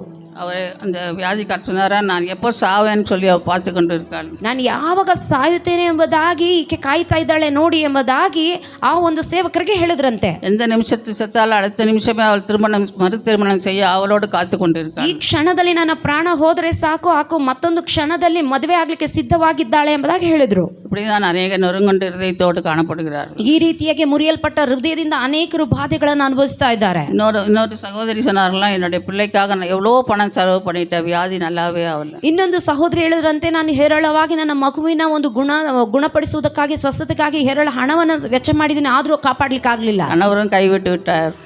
ಗಂಡನು ಕೂಡ ಕೈ ಬಿಟ್ಟಿದ್ದಾರೆ. சொத்துக்கள் எல்லாம் அழிந்து விட்டது. ನನ್ನ ಆಸ್ತಿ ಪಾಸ್ತಿ ಎಲ್ಲ ಅಳಿದು ಹೋಗಿವೆ. இருக்கிறதே இந்த ஒரு மகள் மட்டும்தான். ಇರುವುದು ಮಾತ್ರ ನನಗೆ ಈ ಮಗಳು ಮಾತ್ರ. ಅವಳು ಮರೆತು போயிட்டால் என்ன செய்கிறது? ಅವಳು ಸತ್ತು ಹೋದ್ರೆ ನಾನು ಏನ್ ಮಾಡ್ಲಿ?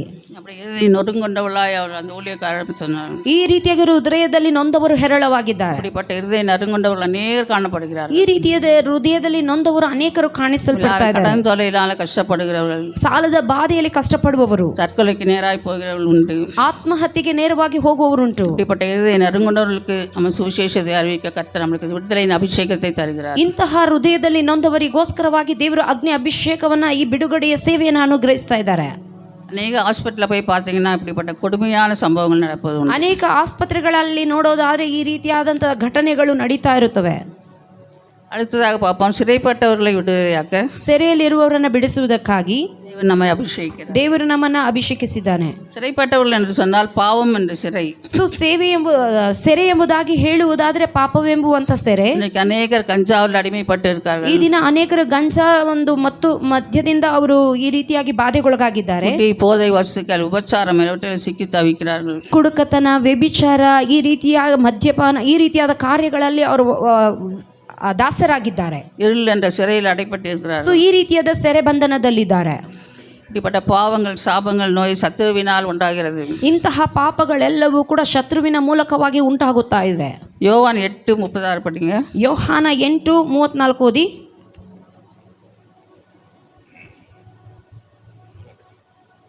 இயேசு அவர்களுக்கு பிரதியுத்தரமாக, பாவம் செய்கிறவன் எவனோ பாவத்துக்கு அடிமையாக இருக்கிறான் என்று மெய்யாகவே மெய்யாகவே உங்களுக்கு சொல்லுகிறேன். பாவம் என்ற இருள் ஜனங்களை அவதிக்குள்ளாயாக்குகிறது. ಪಾಪವೆಂಬುವಂತಹ ಕತ್ತಲೆ ಎಲ್ಲ ಜನರನ್ನ ಮುಸುಕಿ ಹಾಕುತ್ತಾ ಇದೆ. இன்றைக்கு அநேக இடங்களை நம்ம பார்க்குறோம். ಈ ದಿನ ಅನೇಕ ಸ್ಥಳಗಳಲ್ಲಿ ನಾವು ನೋಡ್ತಾ ಇದ್ದೇವೆ. குடியாரர்கள் பெருகி இருக்கார்கள். ತುಂಬಾ ಕುಡುಕರುಗಳು ಇದ್ದಾರೆ. வாங்குகிற சம்பளத்தெல்லாம் சாராய் கடையில் கொண்டு போய் கொடுத்துட்றாங்க. ಬರುವಂತ ಸಂಬಳವೆಲ್ಲ ಸಾರಾಯಿ ಅಂಗಡಿಗೆ ಇಡ್ತಾ ಇದ್ದಾರೆ. குடும்பத்தை கவனிக்கிறதில்லை. ಕುಟುಂಬವನ್ನ ಗಮನಿಸ್ತಾ ಇಲ್ಲ. குடும்பம் அவதிப்படுகிறதை பார்க்கிறோம். ಕುಟುಂಬ ಕಷ್ಟಪಡುವುದನ್ನು ನೋಡ್ತಾ ಇದ್ದೇವೆ. மனைவிமார்கள் சிறு வயதாக இருந்தாலும் விதவைகள் ஆகிறார்கள். ಅನೇಕರು ಸಣ್ಣ ವಯಸ್ಸಿನಲ್ಲೇ ವಿಧವೆಗಳಾಗಿ ಮಾರ್ಪಡ್ತಾ ಇದ್ದಾರೆ. பிள்ளைகளை கவனிக்க முடியாமல் பிள்ளைகள் இஷ்டம் போல வாழ்ந்து கொண்டிருக்காங்க. ಮಕ್ಕಳನ್ನ ಅವರು ಸರಿಯಾಗಿ ಗಮನಿಸಲು ಅಸಾಧ್ಯವಾಗಿ ಅವರು ಇಷ್ಟದ ಬಂದ ಹಾಗೆ ಅವರು ಬದುಕ್ತಾ ಇದ್ದಾರೆ. ಅನೇಕ ಕುಟುಂಬಗಳು இப்படியாக அவதிப்படுகிறதை நம்ம பார்க்கிறோம். ಅನೇಕ ಕುಟುಂಬಗಳು ಈ ರೀತಿಯಾಗಿ ಪಾಡುಪಡುವುದನ್ನು ನೋಡ್ತಾ ಇದ್ದೇವೆ. ಅಡಿಮೆಪಡಿಸಿ வைத்திருக்கிறார். ಸೈತಾನನ ಅವರೆಲ್ಲನೆಲ್ಲ ಗುಲಾಮರನ್ನಾಗಿ ಮಾಡಿದ್ದಾನೆ. பட் அடிமைப்பட்டவர்களுக்கு நம்ம சுவிசேஷம் அறிவிக்க தேவன் நமக்கு அபிஷேகத்தை கொடுக்கிறார். ಇಂತಹ ಒಂದು ಬಂಧನದಲ್ಲಿ ಇರುವವರಿಗೆ ನಾವು ಸುವಾರ್ತೆಯನ್ನು ಸಾರಬೇಕಾಗಿದೆ. இவ்வளோ குடிகாரர்கள் சொல்வார்கள், பல வருஷமா நான் குடிச்சு கொண்டிருந்தேன். ಕುಡುಕರು ಹೇಳ್ತಾರೆ, ನಾನು ಅನೇಕ ವರ್ಷಗಳಿಂದ ಕುಡಿತಾ ಇದ್ದೆ. சத்தியத்தை கேட்டு நான் விடுதலையானேன்னு சொல்வாங்க. ಆದ್ರೆ ಸತ್ಯವನ್ನ ಕೇಳಿ ನಾನು ಬಿಡುಗಡೆ ಹೊಂದಿದ್ದೇನೆ ಅಂತ ಹೇಳ್ತಾರೆ. சத்தியம் உங்களை விடுதலையாக்கும் என்று தேவன் சொல்லுகிறார். ಸತ್ಯವನ್ನ ನಂಬಿರಿ, ಸತ್ಯ ನಿಮ್ಮನ್ನ ಬಿಡುಗಡೆ ಮಾಡ್ತದೆ ಎಂಬುದಾಗಿ ದೇವರ ವಾಕ್ಯ ಹೇಳುತ್ತದೆ. ಬೇರ್ಪಟ್ಟ ಪಾವமா இருந்தாலும் தேவன் ஒருவர் விடுதலையாக்க வல்லமை உள்ளவர். ಎಂತಹ ಪಾಪವಾಗಿದ್ರೂ ಕೂಡ ಕರ್ತನು ಅವರನ್ನು ಬಿಡಿಸಲು ಶಕ್ತನಾಗಿದ್ದಾನೆ. அவர்தான் விடுதலை நாயகன். ಆತನೇ ಬಿಡುಗಡೆಯ ನಾಯಕನಾಗಿದ್ದಾನೆ. அடுத்ததாக குருடருக்கு பார்வை அளிக்க தேவன் நம்மை அபிஷேகித்திருக்கிறார். ನಂತರ ಕುರುಡರಿಗೆ ಕಣ್ಣುಗಳನ್ನು ಕಾಣುವಂತೆ ಮಾಡುವನು. எழுத்தின்படியான குருடர்கள் உண்டு, பாவத்தினால் கண்கள் மூடப்பட்ட குருடர்களும் உண்டு. ಆತ್ಮಿಕವಾಗಿ ಕುರುಡರಾದವರು ಉಂಟು ಮತ್ತು ಶಾರೀರಿಕವಾಗಿ ಕುರುಡರಾಗಿರುವವರು ಕೂಡ ಉಂಟು. ஆண்டவரை தரிசிக்க முடியாமல், ದೇವರನ್ನು ನೋಡಲಿಕ್ಕೆ ಸಾಧ್ಯವಾಗದೆ, தேவதூதரை பார்க்க முடியாமல், ದೇವದೂತರನ್ನ ನೋಡಲಿಕ್ಕೆ ಆಗದೆ, வேதத்தின் ரகசியங்களை பார்க்க முடியாமல், ದೇವರ ಒಂದು ರಹಸ್ಯವನ್ನ ಕಾಣದೆ, அசுத்தம் அவள் கண்களை மூடி இருக்கிறது. ಅಶುದ್ಧತೆಯು ಅವರ ಕಣ್ಣುಗಳನ್ನ ಮುಚ್ಚಿವೆ. இன்னைக்கு அநேக வாலிப பிள்ளைகள் சிக்கி தவிக்கிறார்கள். ಈ ದಿನ ಅನೇಕ ಯವನಸರದಲ್ಲಿ ಸಿಕ್ಕಿ ಹಾಕಿಕೊಂಡಿದ್ದಾರೆ. செல்போனுக்கு அடிமையாக்கப்பட்டிருக்கார்கள். ಸೆಲ್ ಫೋನ್ಗಳಿಗೆ ಅವರು ದಾಸರಾಗಿದ್ದಾರೆ. டிவிக்கு அடிமையாக்கப்பட்டிருக்கார்கள். ಟಿವಿಗೆ ಅವರು ಗುಲಾಮರಾಗಿದ್ದಾರೆ. சின்ன பிள்ளைகள் கூட லேப்டாப், செல்ஃபோன் அபாசமான படங்களை பார்த்து கெட்டு போகிறதை நம்ம பார்க்கிறோம். ಚಿಕ್ಕ ಮಕ್ಕಳು ಲ್ಯಾಪ್ಟಾಪ್ ಮೂಲಕವಾಗಿ ಮತ್ತು ಈ ಒಂದು ಫೋನ್ನ ಮೂಲಕವಾಗಿ ಅಸಹ್ಯವಾಗಿರುವಂತಹ ಒಂದು ವಿಡಿಯೋಗಳನ್ನೆಲ್ಲ ನೋಡ್ತಾ ಇದ್ದಾರೆ. இப்படிப்பட்ட ஜனங்களை நாம் விடுவிக்க வேண்டும். ಸೊ ಇಂಥವನ್ನೆಲ್ಲ ನಾವು ಬಿಡಿಸಬೇಕಾಗಿದೆ. அவர் கண்களை திறக்கும்படியாக நாம் ஆண்டவரிடத்தில் ஜெபிக்க வேண்டும். ಅವರುಗಳ ಕಣ್ಣುಗಳು ತೆರೆಯಲ್ಪಡಬೇಕೆಂಬುದಾಗಿ ನಾವು ಕರ್ತನ ಸಮ್ಮುಖದಲ್ಲಿ ಪ್ರಾರ್ಥಿಸಬೇಕು. கண்களின் இச்சையினால் அநேக பேர் பாதிக்கப்படுகிறதை பார்க்கிறோம். ಕಣ್ಣಿನ ಆಶೆಯ ಮೂಲಕವಾಗಿ ಅನೇಕರು ಬಾಧೆಯನ್ನು ಅನುಭವಿಸ್ತಾ ಇದ್ದಾರೆ. கண் கெட்டதா இருந்தால் சரீரம் முழுவதும் இருளா இருக்கும் என்று ஆண்டவர் சொல்லுகிறார். ನಮ್ಮ ಕಣ್ಣು ಕೆಟ್ಟದಾಗಿರುವುದಾದ್ರೆ ನಮ್ಮ ಶರೀರವೆಲ್ಲ இருளாಗಿರುತ್ತದೆ ಎಂಬುದಾಗಿ ದೇವರ ವಾಕ್ಯ ಹೇಳುತ್ತದೆ. பிள்ளை கூட ஆபாசமான படங்களை பார்த்து சிறு வயதிலே கெட்டு போகிறதை பார்க்கிறோம். ಸಣ್ಣ ಮಕ್ಕಳು ಕೂಡ ಅಸಹ್ಯವಾಗಿರುವಂತಹ ಕಾರ್ಯಗಳನ್ನ ನೋಡಿ ಚಿಕ್ಕ ವಯಸ್ಸಿನಲ್ಲಿ ಕೆಟ್ಟು ಹೋಗ್ತಾ ಇದ್ದಾರೆ. பெற்றோர்கள் அவர்களை தடுத்தால் அவர்கள் தற்கொலைக்கு நேராக போகிற குடும்பங்கள்லாம் உண்டு. ಹೆತ್ತವರು ಅವರಿಗೆ ತಡೆಯನ್ನು ನೋಡಿದ್ರೆ ಅವರು ಅವರಿಗೆ ವಿರುದ್ಧವಾಗಿ ಆತ್ಮಹತ್ಯೆಗೆ ಒಳಗಾಗುತ್ತಾರೆ. இத்தனை பிள்ளைகள் செல்போனை பார்க்காதம்மான்னு சொன்னால் கோவம் வந்து தற்கொலைக்கு போயிடும் பிள்ளைகளை நம்ம நியூஸ் கேட்குறோம். ಅನೇಕ ಮಕ್ಕಳಿಗೆ ಹೆತ್ತವರು ನೀವು ಸೆಲ್ ಫೋನ್ ಅನ್ನು ನೋಡ್ಬೇಡಿ ಎಂಬುದಾಗಿ ಹೇಳಿದ್ರೆ ಅನೇಕ ಮಕ್ಕಳು ಆತ್ಮಹತ್ಯೆಗಳನ್ನು ಮಾಡ್ಕೊಳ್ತಾರೆ. அசுத்தங்களுக்கு தான் இந்த உலகம் காவித்து கொண்டிருக்கிறது. ನೋಡಿ, ಅಶುದ್ಧತೆಗೋಸ್ಕರ ಈ ಲೋಕವು ಕಾಯ್ತಾ ಇದೆ. அசுத்தமான சூழ்நிலையிலிருந்து விடுவிக்க வேண்டுமானால் தேவனை நோக்கி நாம் பார்க்க வேண்டும். ಅಶುದ್ಧವಾದ ಪರಿಸ್ಥಿತಿಗಳಿಂದ ಬಿಡುಗಡೆಯನ್ನು ಹೊಂದಬೇಕಾದ್ರೆ ನಾವು ಕರ್ತನ ಎಡೆಗೆ ನಮ್ಮ ಕಣ್ಣುಗಳನ್ನು தேவன் ಎತ್ತಬೇಕು. பரிசுத்தத்தை விரும்புகிற தேவன். ಕರ್ತನು ಪರಿಶುದ್ಧತೆಯನ್ನು ಬಯಸುವವನಾಗಿದ್ದಾನೆ. சரீரம் பரிசுத்தமா இருக்க வேண்டும் என்று ஆண்டவர் விரும்புகிறார். ಶರೀರವು ಕೂಡ ಪರಿಶುದ್ಧವಾಗಿರಬೇಕೆಂಬುದಾಗಿ ಕರ್ತನು ಬಯಸುತ್ತಾನೆ. கண் கெட்டதா இருந்தால் சரீரம் முழுவதும் இருளா இருக்கும் என்று வேதம் சொல்கிறது. ನಮ್ಮ ಕಣ್ಣುಗಳು ಕೆಟ್ಟದಾಗಿರುವುದಾದ್ರೆ ನಮ್ಮ ಶರೀರವೆಲ್ಲ ಕತ್ತಲೆಯಾಗಿರುತ್ತದೆ ಎಂಬುದಾಗಿ ವಾಕ್ಯ ಹೇಳುತ್ತದೆ. அடுத்ததா பார்த்தோம்னா அனுக்கிரக வருஷத்தை பிரசித்தம் பண்ண கர்த்தர் நம்மை அபிஷேகம் பண்ணியிருக்கிறார். ದೇವರ ಒಂದು ಶುಭ ವರ್ತಮಾನವನ್ನು ಸಾರುವುದಕ್ಕಾಗಿ ದೇವರು ಆಶೀರ್ವದಿಸಿದ್ದಾನೆ. கர்த்தருடைய வருகை குறித்து நாம் பிரசங்கிக்க வேண்டும். ದೇವರ ಬರೋಣದ ಬಗ್ಗೆ ನಾವು ಪ್ರಸಂಗ ಮಾಡಬೇಕು. அழிந்து போற ஆத்துமாக்கள் கர்த்தரண்டை வர வேண்டும் என்று நாம் பிரசங்கிக்க கர்த்தர் நம்மை அபிஷேகித்திருக்கிறார். ಅಳಿದು ಹೋಗುವಂತ ಆತ್ಮಗಳಿಗೋಸ್ಕರವಾಗಿ ದೇವರ ಸಮ್ಮುಖಕ್ಕೆ ಬರಬೇಕೆಂಬುದಾಗಿ ಪ್ರಾರ್ಥಿಸಬೇಕು. இந்த நாட்களில் கர்த்தருடைய வருகை சமீபமா இருக்கிறது. ಈ ದಿನ ದೇವರ ಬರಣವು ಅತಿ ಶೀಘ್ರವಾಗಿದೆ. நாம் கர்த்தரண்டை வழி நடத்த நாம் அவர்களுக்காக ஜெபிக்க வேண்டும். ಆದ್ದರಿಂದ ಆತನ ಬಳಿಗೆ ಅನೇಕರನ್ನು ನಡೆಸುವುದಕ್ಕಾಗಿ ನಾವು ಸಿದ್ಧರಾಗಬೇಕು.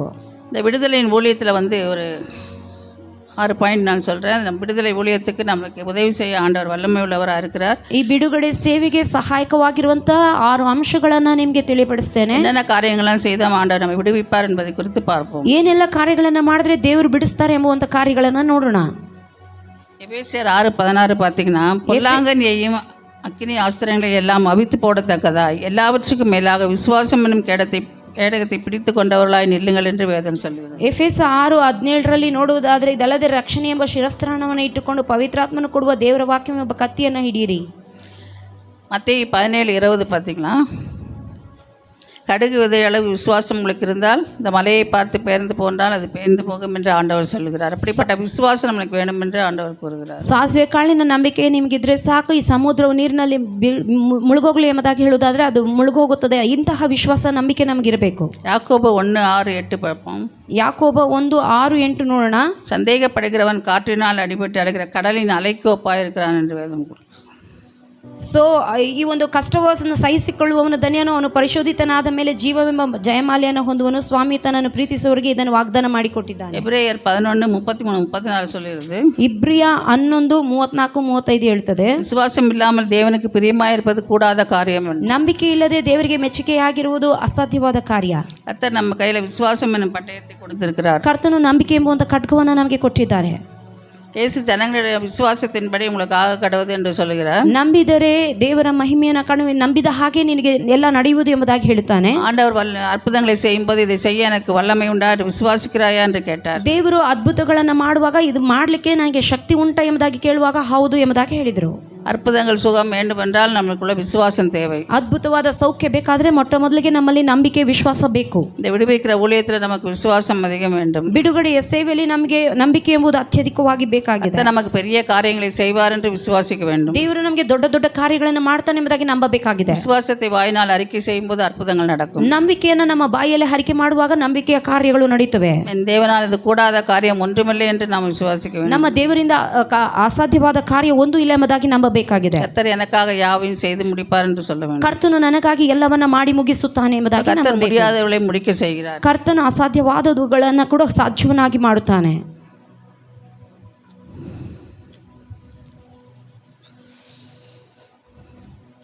சாத்தான் குற்ற மனசாட்சியை நமக்குள்ள உருவாக்குவான். ಸೈತಾನನು ನಮ್ಮೊಳಗೆ ಆ ಒಂದು ಪಾಪದ ಅರಿವನ್ನ ಇಲ್ಲದ ಹಾಗೆ ದೇವರು ಮಾಡ್ತಾನೆ. விசுவாசம் என்னும் கேடகத்தை நாம் பிடித்து நாம் முன்னேறி செல்வது வேண்டும். ನಂಬಿಕೆ ಎಂಬುವಂಥ ಗುರಾಣಿಯನ್ನು ಹಿಡಿದು ನಾವು ಮುಂದೆ ಹೋಗಬೇಕು. நம்முடைய வாழ்க்கையில் விசுவாசம் மிகவும் தேவை. ಸೊ ನಮ್ಮ ಜೀವಿತದಲ್ಲಿ ನಂಬಿಕೆಯು ಅತ್ಯಗತ್ಯವಾಗಿದೆ. நம்ம ஜெபிப்போம், ஆனால் விசுவாசம் இருக்காது. ನಾವು ಅದಕ್ಕಾಗಿ ನಾವು ಪ್ರಾರ್ಥಿಸ್ತಾ ಇದ್ದೀವಾ? எங்கே ஜெபித்து கொண்டே இருக்கோம், இன்னும் ஆண்டவர் நம்மளுக்கு ஒன்றும் செய்யலையே என்று நம்ம அவிசுவாசப்படுவது உண்டு. ನಾವು ಪ್ರಾರ್ಥಿಸ್ತಾ ಇದ್ದೀವಿ, ಇನ್ನೂ ನಮ್ಮನ್ನು ತೆಗೆದು ಉಪಯೋಗಿಸ್ತಾ ಇಲ್ವಲ್ಲ ಎಂಬುದಾಗಿ ನಾವು ಅವಿಶ್ವಾಸದೊಂದಿಗೆ ಇರ್ತೇವೆ. கர்த்தர் செய்வார் என்ற நம்பிக்கை நம்மளுக்கு முதலாவது வேண்டும். ಮೊಟ್ಟ ಮೊದಲಿಗೆ ದೇವರು ನನ್ನ ಜೀವಿತದಲ್ಲಿ ಕಾರ್ಯ ಮಾಡ್ತಾರೆ ಎಂಬುದಾಗಿ ನಂಬಬೇಕಾಗಿದೆ. லூக்கா 8:42 பார்த்தீங்கன்னா, ಲೂಕ 8:42 ನೋಡೋದಾದ್ರೆ பெரும்பாடுள்ள ஸ்திரியை நம்ம பார்க்கிறோம். ಸೊ ಅಲ್ಲಿ ರಕ್ತಸ್ರಾವ ಸ್ತ್ರೀಯನ್ನು ನೋಡಬಹುದು. அவருடைய வேதனை மிகவும் பெரிதாக இருந்தது. ಆಕೆಯ ವೇದನೆಯು ಬಹಳವಾಗಿತ್ತು. பெண்களுக்கு தான் தெரியும் அப்படிப்பட்ட வேதனை என்னன்னு. ಹೆಣ್ಣು ಮಕ್ಕಳಿಗೆ ಮಾತ್ರ ಗೊತ್ತು ಆ ವೇದನೆ ಏನೆಂಬುದಾಗಿ. எல்லா மருத்துவரிடத்துல போய் அவள் சுகமாகவில்லை.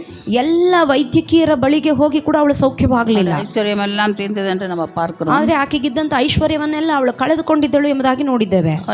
ஆண்டவராகிய இயேசுவை நம்ம தொட்டால் நமக்கு சுகம் கிடைக்கும் என்று விசுவாசித்தார். ಆಕೆ ಅಂದುಕೊಂಡಳು, ನಾನು ಯೇಸುವಿನ ಆ ಒಂದು ವಸ್ತ್ರದ ಕೊಂಡಿಯನ್ನು ಮುಟ್ಟಿದ್ರೆ ಸಾಕು ನಾನು ಸ್ವಸ್ಥವಾಗುತ್ತೇನೆ ಎಂಬುದಾಗಿ ನಂಬಿದಳು. ஆனால் அவ்வளோ பெரிய ஜனக்கூட்டத்திலையும் அவள் எப்படியோ உள்ள போய் ஆண்டவருடைய வஸ்திரத்தை தொட்டதை நம்ம பார்க்கிறோம். ಅಷ್ಟು ದೊಡ್ಡ ಜನದ ಗುಂಪಿನ ನಡುವೆಯೂ ಕೂಡ ಹೋಗಿ ಅವಳು ಯೇಸುವಿನ ವಸ್ತ್ರವನ್ನು ಮುಟ್ಟಿದ ಹಾಗೆ ನೋಡ್ತೇವೆ. இயேசு நம்மை தொட்டால் தான் நம்ம சுகம் கிடைக்கும் என்று அவள் விசுவாசிக்கவில்லை. ಅವಳು ಯೇಸುವಿನ ವಸ್ತ್ರವನ್ನು ಮುಟ್ಟಿದ ತಕ್ಷಣ ನನಗೆ ಗುಣವಾಗುತ್ತದೆ ಎಂಬುದಾಗಿ ನಂಬಿದಳು. அவள் வஸ்திரத்தின் ஓரத்தை தொட்டாலே நம்ம சுகம் கிடைக்கும் என்று விசுவாசித்தார். ಆ ವಸ್ತ್ರದ ಕೊಂಡಿಯನ್ನು ಮುಟ್ಟಿದ್ರೆ ಸಾಕು ನಾನು ಸ್ವಸ್ಥವಾಗುತ್ತೇನೆ ಎಂಬುದಾಗಿ ನಂಬಿದಳು. அந்த விசுவாசத்தில் அவள் சுகம் பெற்றதை நம்ம பார்க்கிறோம். ಸೊ ಆ ನಂಬಿಕೆಯೊಳಗೆ ಅವಳು ಸೌಖ್ಯ ಹೊಂದಿದ್ದನ್ನು ನಾವು ನೋಡಿದ್ದೇವೆ. அடுத்ததாக நம்ம திமிர்வாதக்காரன் மார்க் 22:5 பார்ப்போம். ಅದೇ ರೀತಿಯಾಗಿ ಪಾರ್ಶ್ವವಾಯು ರೋಗಿಯನ್ನ ಬಗ್ಗೆ ನೋಡಬಹುದು ನಾವು. வசனம் வாசி பிரதர். ಮತ್ತೆ இயேசு அவர்கள் விசுவாசத்தை கண்டு திமிர்வாதக்காரனை நோக்கி, மகனே, உன் பாவங்கள் உனக்கு மன்னிக்கப்பட்டது என்றார். திமிர்வாதக்காரனுடைய விசுவாசத்தை ஆண்டவர் பார்க்கல. யார் விசுவாசத்தை பார்த்தாரு? ಸೊ ಪಾರ್ಶ್ವವಾಯು ರೋಗಿಯ ಆ ಒಂದು ನಂಬಿಕೆಯನ್ನು ನೋಡಲಿಲ್ಲ. ಯಾವ ಒಂದು ನಂಬಿಕೆಯನ್ನು ನೋಡಿದ್ಲು? அந்த ஜனக்கூட்டத்தில் சுமந்து கொண்டு வந்தாங்க பாருங்க. ಆ ಜನ ಸಮೂಹದ ನಡುವೆ ಹೊತ್ತುಕೊಂಡು ಬಂದವರಿದ್ದಾರಲ್ಲ, அந்த மேற்கூரை பிரிச்சு மேல இருந்து இழக்குனாங்க. ಮೇಲ್ಛಾವಣಿಯನ್ನ ಬಿಚ್ಚಿ ಅವರನ್ನ ಒಳಗೆ ಇಳಿಸಿದವರು. அவருடைய விசுவாசத்தை பார்த்து ஆண்டவர் ಆ 4 ಜನರ ನಂಬಿಕೆಯನ್ನ ನೋಡಿ ಯೇಸು ಸ್ವಾಮಿ ಗುಣ ಮಾಡಿದನು. அடுத்ததாக 100க்கு அதிபதியோட கதை ಮತ್ತು ಶತಾಧಿಪತಿಯ ಕಥೆಯಲ್ಲಿ லூக்கா 7:7 படிங்க. ಲೂಕ 7:7. நான் உம்மிடத்தில் வரவும் என்னை பாத்திரனாக எண்ணவில்லை, ஒரு வார்த்தை மாத்திரம் சொல்லும், அப்பொழுது என் வேலைக்காரன் சுஸ்தமாவான். 100க்கு அதிபதி பாருங்க, அவர் எவ்வளோ பெரிய ஆளாக இருந்தாலும் ஆண்டவர் வீட்டுக்கு வரேன்னு சொல்லும்போது என்ன சொல்கிறார்? நீங்கள் வீட்டுக்கு வருவதற்கு நான் பாத்திரன் அல்ல. ಶತಾಧಿಪತಿಯು ಕೇಳುತ್ತಾನೆ, ಯೇಸು ಸ್ವಾಮಿ ನಿನ್ನ ಮನೆಗೆ ಬರುತ್ತೇನೆ ಅಂದರೆ ನಿನ್ನ ಮನೆಗೆ ಬರುವಷ್ಟು ಯೋಗ್ಯತೆ ನನ್ನಲ್ಲಿಲ್ಲ ಎಂಬುದಾಗಿ ಹೇಳುವಾಗ நம்மள என்ன வீட்டுக்கு வந்து தொட்டு ஜெபம் பண்ணாதான் சுகமாகும் நம்ம நினைப்போம். ನಾವಾಗಿದ್ರೆ ಏನಂತ ಇದ್ರಿ, ಯೇಸು ಸ್ವಾಮಿ ನಮ್ಮ ಮನೆಗೆ ಬಂದು ನೀನು ಮುಟ್ಟಿದ್ರೆ ಮಾತ್ರ ಗುಣ ಆಗ್ತಾರೆ ಅಂತ ನಂಬ್ತಾ ಇದ್ರಿ. அவருக்கு இந்த விசுவாசம் ஒரு வார்த்தை மாத்திரம் சொல்ல என் வேலைக்காரன் பிள்ளை. ಆದ್ರೆ ಆ ಶತಾಧಿಪತಿ ಹೇಳ್ದ, ನೀನು ಒಂದು ಮಾತು ಹೇಳಿದ್ರೆ ಸಾಕು ನನ್ನ ಆಳು ಗುಣವಾಗುತ್ತಾನೆ ಎಂಬುದಾಗಿ ನಂಬಿದನು. இஸ்ரவேலுக்குள்ள நான் இப்படிப்பட்ட விசுவாசத்தை பார்க்கவில்லை என்று சொல்றேன். ಆದರೆ ಯೇಸು ಹೇಳಿದ್ರು, ಇಸ್ರಾಯೇಲರಲ್ಲಿಯೂ ಕೂಡ ಇಂತಹ ನಂಬಿಕೆಯನ್ನು ನಾನು ಕಾಣಲಿಲ್ಲ ಎಂಬುದಾಗಿ. ஆண்டவராகிய இயேசு விசுவாசத்தினால் நடக்கும் அடையாளங்கள் என்னன்னு சொல்லி மார்க் 16, 17, 18 படிக்கலாம். ಸೊ ನಂಬಿಕೆಯ ಮೂಲಕವಾಗಿ ಉಂಟಾಗುವಂತಹ ಅದ್ಭುತಗಳು ಏನೆಂಬುದಾಗಿ ನಾವು ಮಾರ್ಕನ ಸುವಾರ್ತೆ 16ನೇ ಅಧ್ಯಾಯ 17, 18 ವಚನದಲ್ಲಿ ನೋಡಬಹುದಾಗಿದೆ. விசுவாசம் உள்ளவனாகி ஞானஸ்நானம் பெற்றவன் ரட்சிக்கப்படுவான், விசுவாசியாதவனோ ஆக்கினைக்குள்ளாக தீர்க்கப்படுவான். விசுவாசிக்கிறவர்களால் நடக்கும் அடையாளங்கள் ஆவன, என் நாமத்தினாலே பிசாசுகளை துரத்துவார்கள், நவமான பாஷைகளை பேசுவார்கள், சர்ப்பங்களை எடுப்பார்கள், சாவுக்கேதுவான யாதொன்றை குடித்தாலும் அது அவர்களை சேதப்படுத்தாது, வியாதியஸ்தர்கள் மேல் கைகளை வைப்பார்கள், அப்பொழுது அவர்கள் சுஸ்தமாவார்கள் என்றார்.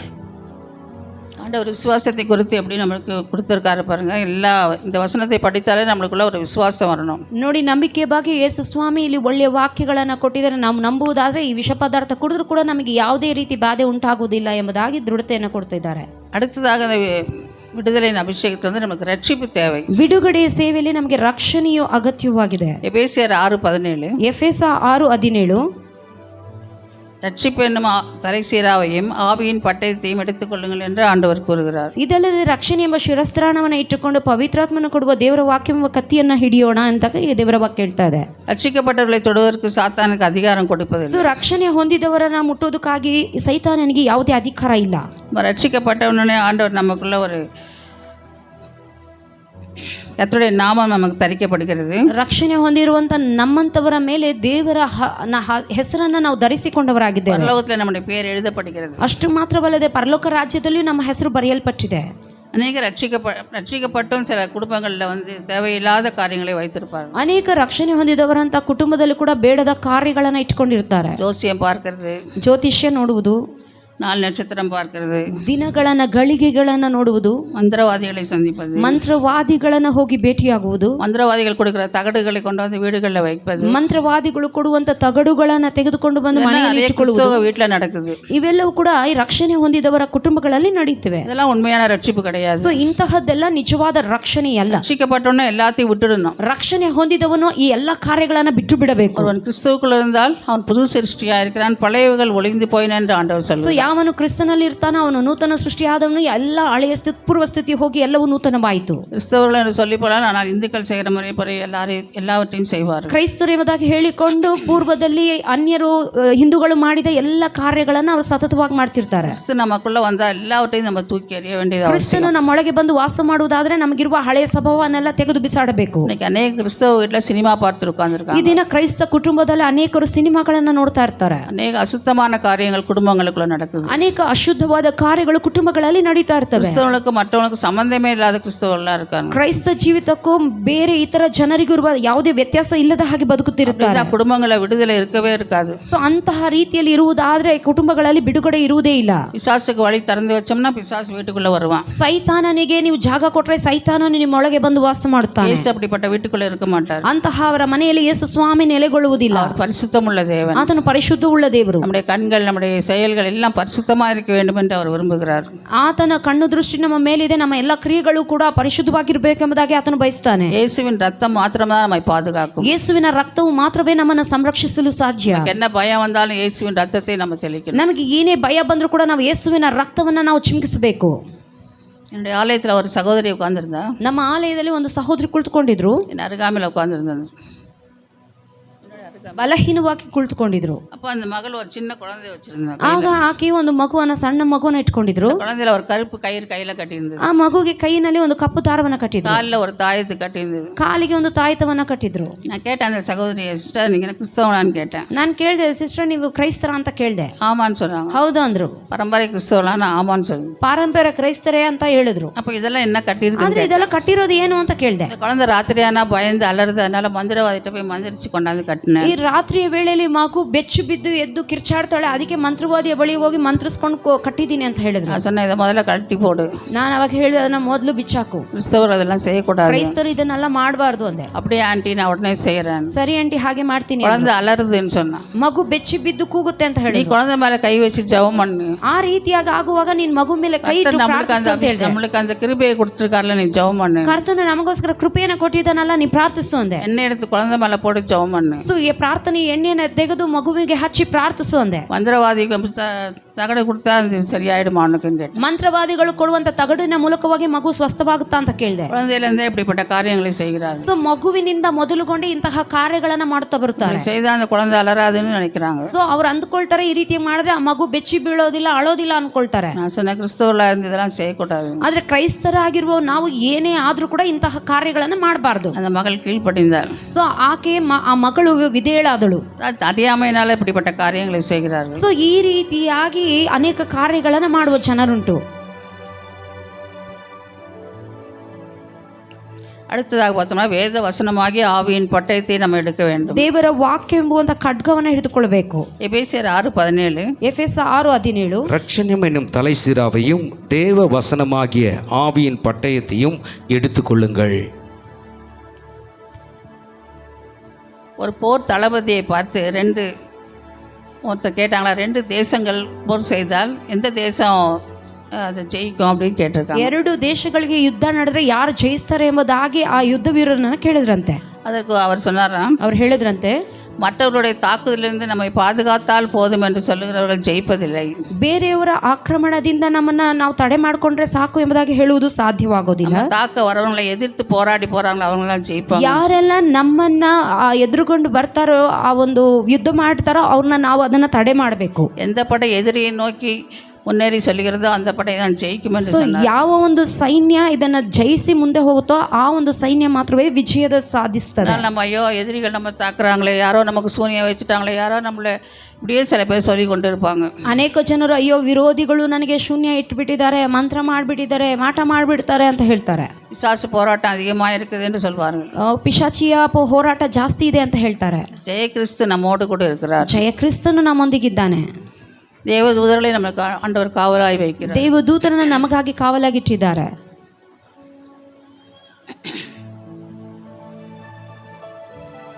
வசனத்தை வைத்து நமக்கு நிறைய வாக்குத்தத்தத்தை கொடுத்திருக்கிறார். அதை வைத்து நாம் ಜಯಿತು ಮುನ್ನೇರಿ ಸೆಲ್ಲುவோம். ದೇವರು ವಾಕ್ಯವೆಂಬ ಕತ್ತಿಯನ್ನ, ವಾಗ್ದಾನದ ವಚನಗಳನ್ನು ನಮಗೆ ಕೊಟ್ಟಿದ್ದಾರೆ, ಅದನ್ನಿಟ್ಟು ನಾವು ಪ್ರಾರ್ಥಿಸಬೇಕು.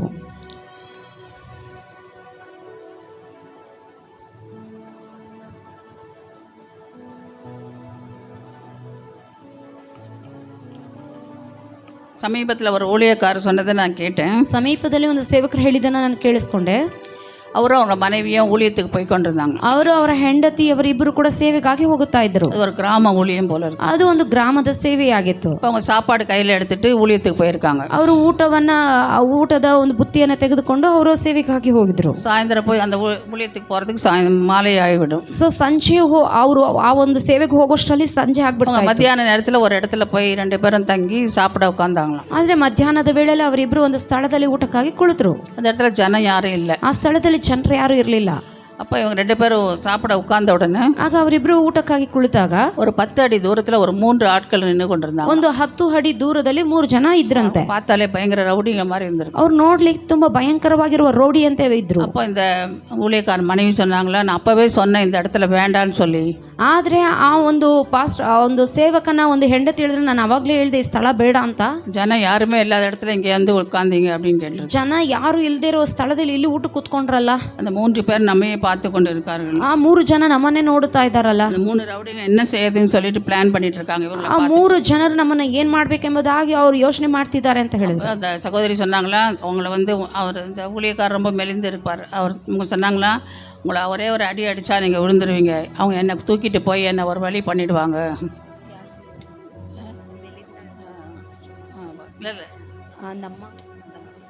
ಆ ಪಾಸ್ಟ್ರಮ್ಮ ಹೇಳಿದ್ರಂತೆ, ನೀವು ನೋಡಿದ್ರೆ ಸಣ್ಣಗಿದ್ದೀರಾ, ಅವ್ರು 3 ಜನ ಒಂದೇ ಏಟಿಗೆ ನೀನು ಹೊಡೆದು ಎತ್ತಾಕೊಂಡು ಹೋಗಿ ಅಲ್ಲ ಅಂದರೆ ಬಿಸಾಡ್ಬಿಡ್ತಾರೆ ಅಂದ್ರಂತೆ.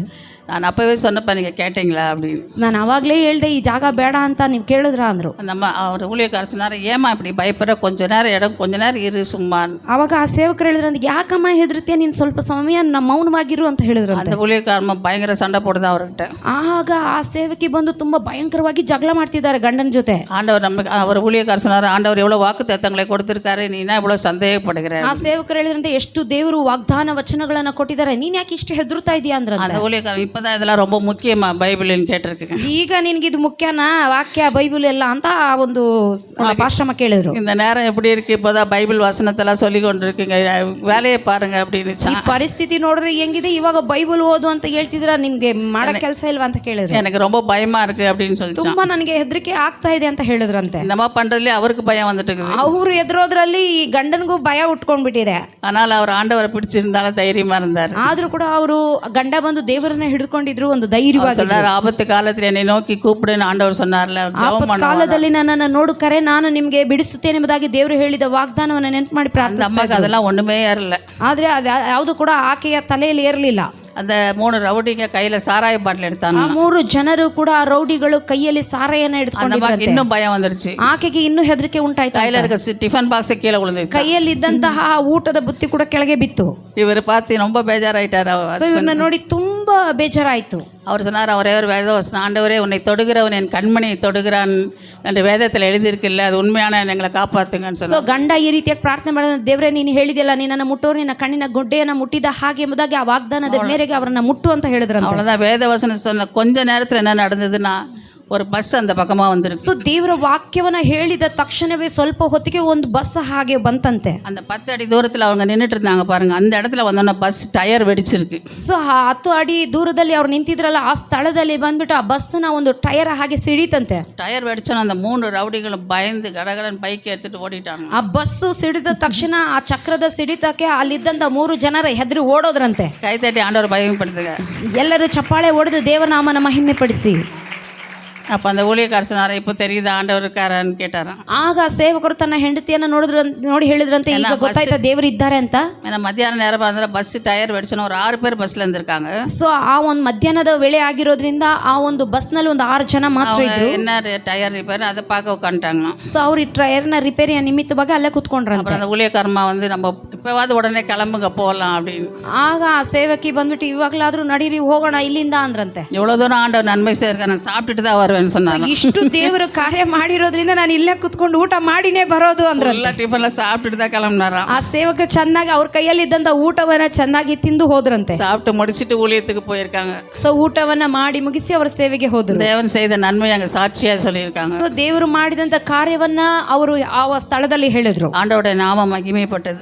ಸೊ ಅನಂತರ ದೇವರ ನಾಮ ಅವರಲ್ಲೆಲ್ಲ ಮಹಿಮೆ. அந்த ஊழியம் வல்லமையா இருந்ததா. ಆ ಸೇವೆ ತುಂಬಾ ಬಲವಾಗಿತ್ತು, ಶಕ್ತವಾಗಿತ್ತು. ஆண்டவர் சொல்றாரு, ஆபத்து காலத்தில் ದೇವರು ಹೇಳಿದ್ರು ಆಪತ್ಕಾಲದಲ್ಲಿ ನನ್ನನ್ನು ನೋಡಿ என்னை நோக்கி கூப்பிடு, ಕರೆ, நான் உன்னை விடுவிப்பேன், நீ ನಾನು ನಿನ್ನನ್ನು ಬಿಡಿಸುತ್ತೇನೆ, ನೀನು ನನ್ನನ್ನು என்னை மகிமைப்படுத்துவாய். ಮಹಿಮೆ ಪಡಿಸುವಿ. நம்ம என்ன பண்றோம், ஆபத்து நேரத்தில் யாரை கூப்பிடுறோம்? ಆದ್ರೆ ನಮ್ಗೆ ಆಪತ್ತುಗಳು ಬರುವಾಗ ನಾವು ಯಾರನ್ನ ಕರಿತೀವಿ? அந்த ஊழியக்காரரா கிடைப்பாரான்னு ஃபோன் எடுத்து ஃபோன் பண்றோம். ಯಾವ ಸೇವಕರಪ್ಪ ಸಿಗ್ತಾರೆ ಎಂಬುದಾಗಿ ನಾವು ಫೋನ್ ಅನ್ನ ಹುಡುಕ್ತೀವಿ. இல்ல அந்த ஹாஸ்பிட்டல் போகலாம், எந்த டாக்டர் நல்லவரு நம்ம தேடுறோம். ಅಥವಾ ಯಾವ ಆಸ್ಪತ್ರೆಗೆ ಹೋಗ್ಬೇಕು, ಯಾವ ವೈದ್ಯರು ಒಳ್ಳೆಯವರು ಎಂಬುದಾಗಿ ಹುಡುಕ್ತೇವೆ. பரம வைத்தியர் நமக்கு இருக்கிறார். ಪರಲೋಕದ ವೈದ್ಯನು ನಮಗಿದ್ದಾನೆ. எப்பேற்பட்ட வியாதியா இருந்தாலும், ಎಂತಹ ವ್ಯಾಧಿಯಾಗಿದ್ದರು, எப்பேற்பட்ட பிரச்சனையா இருந்தாலும், ಎಂತಹ ಸಮಸ್ಯೆಯಾಗಿದ್ರು ஆண்டவரிடத்துல நம்ம முதலாவது தெரிவிக்க வேண்டியது. ಮೊದಲನೇದಾಗಿ ದೇವರ ಬಳಿಯಲ್ಲಿ ತಿಳಿಪಡಿಸಬೇಕು.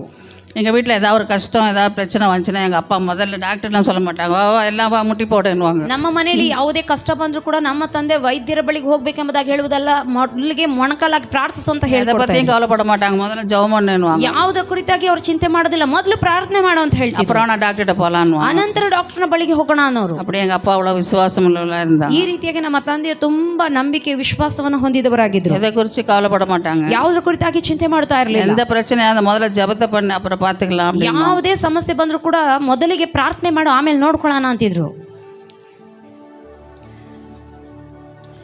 வெளிப்படுத்தும் 21:7 பார்த்தீங்கன்னா, ஜெயம் கொள்ளுகிறவன் எல்லாவற்றையும் சுதந்திரித்துக் கொள்ளுகிறான். ಪ್ರಕಟಣೆ 21:7 ವಚನ. அதனால் நம்ம எந்த காரியத்தை குறித்து பயம் இல்லாமல் நம்ம வேத வசனங்களை நம்ம சமயத்தில் நம்ம யூஸ் பண்ணும்போது கர்த்தர் அதை கனப்படுத்துகிறார். ಜಯ ಹೊಂದುವವನಿಗೆ ಎಲ್ಲ ಒಂದು ಬಾಧ್ಯತೆಯನ್ನ ದೇವರು ಕೊಡುವವನಾಗಿದ್ದಾನೆ. நம்முடைய வேத வசனம் இருபுறம் கருக்குள்ள பட்டயம் என்று வேதம் சொல்றது. ದೇವರ ವಾಕ್ಯವು ಇಬ್ಬಾಯಿಕತಿಯಾಗಿದೆ.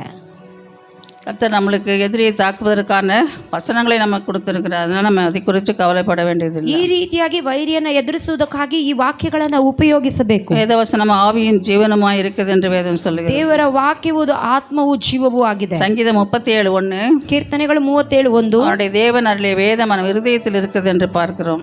ಸೊ ದೇವರ ವಾಕ್ಯವು ನಮ್ಮ ಹೃದಯದಲ್ಲಿ ಇದೆ ಎಂಬುದಾಗಿ ನೋಡ್ತೀವಿ. அவன் நடைகளில் ஒன்றும் பிசகுவதில்லை என்று பார்க்கிறோம். ಸೊ ನಮ್ಮ ನಡತೆಗಳು ಎಂದಿಗೂ ಅದು ಅಗಲುವುದಿಲ್ಲ. சங்கீதம் 119:105 பார்ப்போம். 119, 105 ನೋಡೋಣ. ಕೀರ್ತನೆಗಳು, வசனம் என் கால்களுக்கு தீபமும் ನಿನ್ನ ವಾಕ್ಯವು ನನ್ನ ಕಾಲಿಗೆ ದೀಪವು என் பாதைக்கு வெளிச்சமா இருக்குது என்று ದಾರಿಗೆ பார்க்கிறோம். ಬೆಳಕು ಆಗಿದೆ. அதனால் நம்ம வேதத்தை வாசிக்க வேண்டும், ಆದ್ದರಿಂದ ದೇವರ ವಾಕ್ಯವನ್ನು ಧ್ಯಾನಿಸಬೇಕು, தியானிக்க வேண்டும், ಅದನ್ನು ಓದಬೇಕು, அதை சொந்தமாக்கி கொள்ள வேண்டும். ಸೊ ಅದನ್ನು ನಮ್ಮ ಸ್ವಂತವನ್ನಾಗಿ ಮಾಡಿಕೊಳ್ಳಬೇಕು. வாக்கு தத்தங்களை எல்லாம் மனப்பாடம் செய்து ஆபத்து நேரத்தில் நம்ம அந்த வசனங்களை வைத்து ஆண்டவரை நோக்கி கூப்பிடும்போது ஆண்டவர் நம்மளுக்கு அற்புதம் செய்ய வல்லவராக இருக்கிறார். ಈ ವಾಕ್ಯವನ್ನೆಲ್ಲ ನಾವು ಕಂಠಪಾಠ ಮಾಡಿ ನಾವು ಈ ವಾಕ್ಯವನ್ನೆಲ್ಲ ಸ್ವಾಧೀನ ಮಾಡಿಕೊಂಡು ನಾವು ಹೇಳುವಾಗ ಆ ಒಂದು ಕಾರ್ಯಗಳು ನಡೀತವೆ. வேத வசனத்தின் மூலம் கர்த்தர் நம்மளோடு பேசுகிறார். ದೇವರ ವಾಕ್ಯದ ಮೂಲಕ ನಾವು ದೇವರು ನಮ್ಮ ಸಂಗಡ ಮಾತನಾಡ್ತಾರೆ.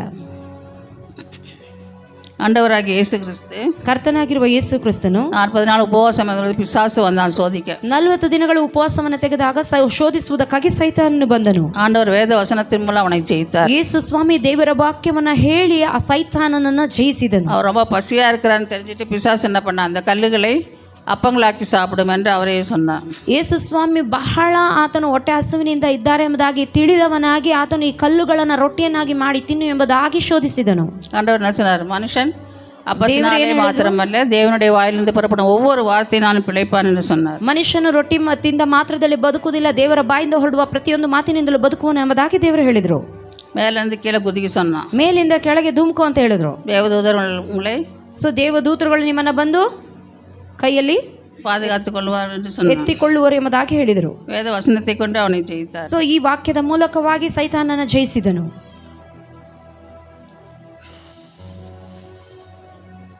வசனம் மாத்திரம் எதுக்குங்க, நோய் நம்மளை தாக்குகிறதா? ஏசாயா 53:5, ಯೆಶಾಯ 53:5, யாக்கோபு 15:26, ಯಾಕೋಬ 15, அந்த வசனத்தை வைத்து நம்ம ஜெபிக்க வேண்டியது ಈ அவசியம். ವಾಕ್ಯಗಳನ್ನ ಇಟ್ಟು ನಾವು ಪ್ರಾರ್ಥಿಸಬೇಕು. 15:26. பயம், நடுக்கம், கலக்கம், சோர்வுகள் போராடுகிறதா? நீதிமொழிகள் 28:1. ಸೊ ಭಯ, ನಡುಕ ಇಂತಹ ಕಾರ್ಯಗಳಿಂದ ಜಯಿಸಬೇಕು. ನೀತಿ ಜ್ಞಾನೋಕ್ತಿಗಳು 28:1. 2 தீமோத்தேயு 1:7. 2 ತಿಮೋತಿ 1:7. இருளின் ஆதிக்கங்கள் நமக்கு பிரச்சனை உண்டு பண்ணுகிறது. அந்த நேரத்தில் எபிரேயர் 13:5-6 படிப்போம். ಸೊ ಇಬ್ರಿಯ 13:5-6 ವಚನ, ಕತ್ತಲೆಯ ಮೂಲಕವಾಗಿ ಉಂಟಾಗುವಂತಹ ಆ ಒಂದು ಬಾಧೆಗಳಿಗೆ, ಕಷ್ಟಗಳಿಗಾಗಿ ಈ ವಾಕ್ಯವನ್ನು ಹೇಳಿ ನಾವು ಪ್ರಾರ್ಥಿಸಬೇಕು. ಇಬ್ರಿಯ 13:5-6. சாபங்கள் நம்மளை தாக்குகிறதா? ಶಾಪಗಳು ಬಂದು ನಮ್ಮನ್ನ ಬಾಧಿಸ್ತಾ ಇದೆಯಾ? கலாத்தியர் 3:16, ಗಲಾತ್ಯ 3:16, உபாகமம் 23:5 ಧರ್ಮೋಪದೇಶ ಕಾಂಡ 23:5 இப்படிப்பட்ட வசனங்களை நம்ம படிப்போம். ಇಂತಹ ವಾಕ್ಯಗಳನ್ನು ನಾವು ಓದಬೇಕು. பிசாசின் போராட்டமா இருந்தா ಸೈತಾನನ ಹೋರಾಟವಾಗಿದ್ದರೆ லூக்கா 10:19, ಲೂಕ 10:19, மார்க் 16:17, ಮಾರ್ಕನು 16:17, மத்தேயு 10:1, ಮತ್ತಯ ಬರೆದ ಸುವಾರ್ತೆ 10:1, சங்கீதம் 91:1. ಕೀರ್ತನೆಗಳು 91:1. வேத வசனங்களை நம்ம மனப்பாடம் செய்து விசுவாச அறிக்கை செய்யும் போது ದೇವರ ವಾಕ್ಯವನ್ನ ಈ ರೀತಿಯಾಗಿ ಕಂಠಪಾಠ ಮಾಡಿ ಅರಿಕೆ ಮಾಡುವಾಗ சத்ருவின் போராட்டமா இருந்தாலும் ಶತ್ರುವಿನ ಹೋರಾಟವಾಗಿದ್ದರು, வியாதியா இருந்தாலும் ವ್ಯಾಧಿಯಾಗಿದ್ದರು, கர்த்தர் நம்மளுக்கு விடுதலை கொடுக்க வல்லமையுள்ளவர். ಕರ್ತನು ನಮ್ಮನ್ನು ಬಿಡಿಸಲು ಶಕ್ತನಾಗಿದ್ದಾನೆ. எரேமியா 2:19 பார்த்தீங்கன்னா ಯೆರೆಮೀಯ 2:19 ನೋಡಿದ್ರೆ அவருடைய வார்த்தை என் எலும்புகளில் அடைபட்டு எரிகிற ಸೊ ದೇವರ ವಾಕ್ಯವು ನಮ್ಮ ಎಲುಬುಗಳಲ್ಲಿ ಉರಿಯುವ ಬೆಂಕಿ ಅಂತಿದೆ. அக்கினியை போல என் இருதயத்தில் இருந்தது. ಬೆಂಕಿಯಂತೆ ನನ್ನ ಹೃದಯವನ್ನ ದಹಿಸುತ್ತಾ ಇದೆ.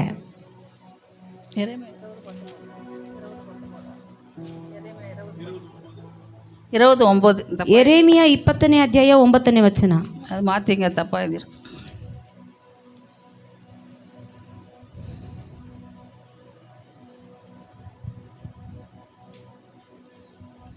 அடுத்ததாக பார்த்தோம்னா நம்ம ஜெபம் என்னும் ஆயுதம். ನಮಗೆ ಪ್ರಾರ್ಥನೆ ಎಂಬುವ ಆಯುಧ. ನೆಕ್ಸ್ಟ್ எபேசியர் 6:18. ಎಫೆಸ 6:18. ஆவிக்குரிய ஜீவியத்தில் நம்ம ஒரு உயிருள்ள கிறிஸ்தவர்களாய் காணப்பட வேண்டும். ಆತ್ಮಿಕ ಒಂದು ಜೀವಿತದಲ್ಲಿ ನಾವು ಜೀವವುಳ್ಳ ಕ್ರೈಸ್ತರಾಗಿ ಕಾಣಲ್ಪಡಬೇಕು. உள்ளான மனுஷத்தில் நம்ம பலனுள்ளவர்களாய் இருக்க வேண்டும். ಅಂತರ್ಯ ಮನುಷ್ಯನು ಬಲವುಳ್ಳವನಾಗಿ ಕಾಣಲ್ಪಡಬೇಕು. நம்முடைய தேசம் எழுப்புதலை காண வேண்டும் என்றால் ஜெப வீரர்கள் எழும்ப வேண்டும். ನಮ್ಮ ದೇಶವು ಜೀವನವನ್ನ ಕಾಣಬೇಕಾದ್ರೆ ಪ್ರಾರ್ಥನಾ ವೀರರುಗಳು ಎದ್ದೇಳಬೇಕು. தேசத்தை அசைக்கிற தேவ ஊழியர்கள் எழும்ப வேண்டும். ದೇಶವನ್ನ ಕದಲಿಸುವವರು ಎದ್ದೇಳಬೇಕು. தானியேல் பாருங்க, பத்திரத்துக்கு கையெழுத்திட்டது தெரிஞ்ச பொழுது என்ன பண்ணார் அவரு? ದಾನಿಯೇಲನು ಪತ್ರದ ಮೇಲೆ ಆ ಬರಹಗಳನ್ನ ನೋಡಿದ ತಕ್ಷಣ ಏನು ಮಾಡಿದ? விடாமல் ஜெபம் பண்ணினார். ಆತನು ಎಡಬಿಡದೆ ಪ್ರಾರ್ಥನೆಯನ್ನ ಮಾಡಿದ. ಶಾಸನಕ್ಕೆ ರುಜುವಾದದು ತಿಳಿದು ಬಂದಾಗ ಆತನು ಎಡಬಿಡದೆ ಪ್ರಾರ್ಥನೆಯನ್ನು ಮಾಡಿದ. தெசலோனிக்கர் 5:17. 1ನೇ ತೆಸಲೋನಿಕ 5:17. இடைவிடாமல் ஜெபம் பண்ண வேண்டும் என்று ஆண்டவர் சொன்னார். ಎಡಬಿಡದೆ ಪ್ರಾರ್ಥಿಸಬೇಕೆಂಬುದಾಗಿ ಕರ್ತನು ಹೇಳಿದನು. ஊக்கமாக ஜெபிக்க வேண்டும் என்று ஆண்டவர் சொல்கிறார். ಆಳವಾಗಿ ದಾಹವಾಗಿ ಪ್ರಾರ್ಥಿಸಬೇಕು. சோர்ந்து போகாமல் எப்பொழுதும் ஜெபிக்க வேண்டும் என்று சொன்னார். ಬಳಲಿ ಹೋಗದೆ ಪ್ರಾರ್ಥಿಸಬೇಕು. நம்ம கண்ணீரோடு ஜெபிக்கும் போது நம்ம கண்ணீரை அவர் புறக்கணிக்க மாட்டார். ನಾವು ಕಣ್ಣೀರಿನಿಂದ ಪ್ರಾರ್ಥಿಸುವಾಗ ಆತನು ನಮ್ಮ ಕಣ್ಣೀರನ್ನು ತಳ್ಳಿ ಬಿಡುವುದಿಲ್ಲ. சங்கீதம் 126:8-6 படி. ಕೀರ್ತನೆಗಳು 126:8-9.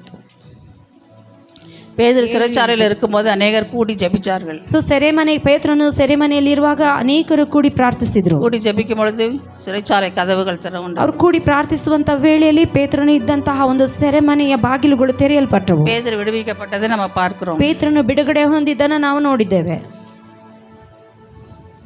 யாக்கோபு 4:7. ಯಾಕೋಬ 4:7 படிங்க. ஆகையால் தேவனுக்கு கீழ்ப்படிந்திருங்கள், பிசாசுக்கு எதிர்த்து நில்லுங்கள், அப்பொழுது அவன் உங்களை விட்டு ஓடி போவான்.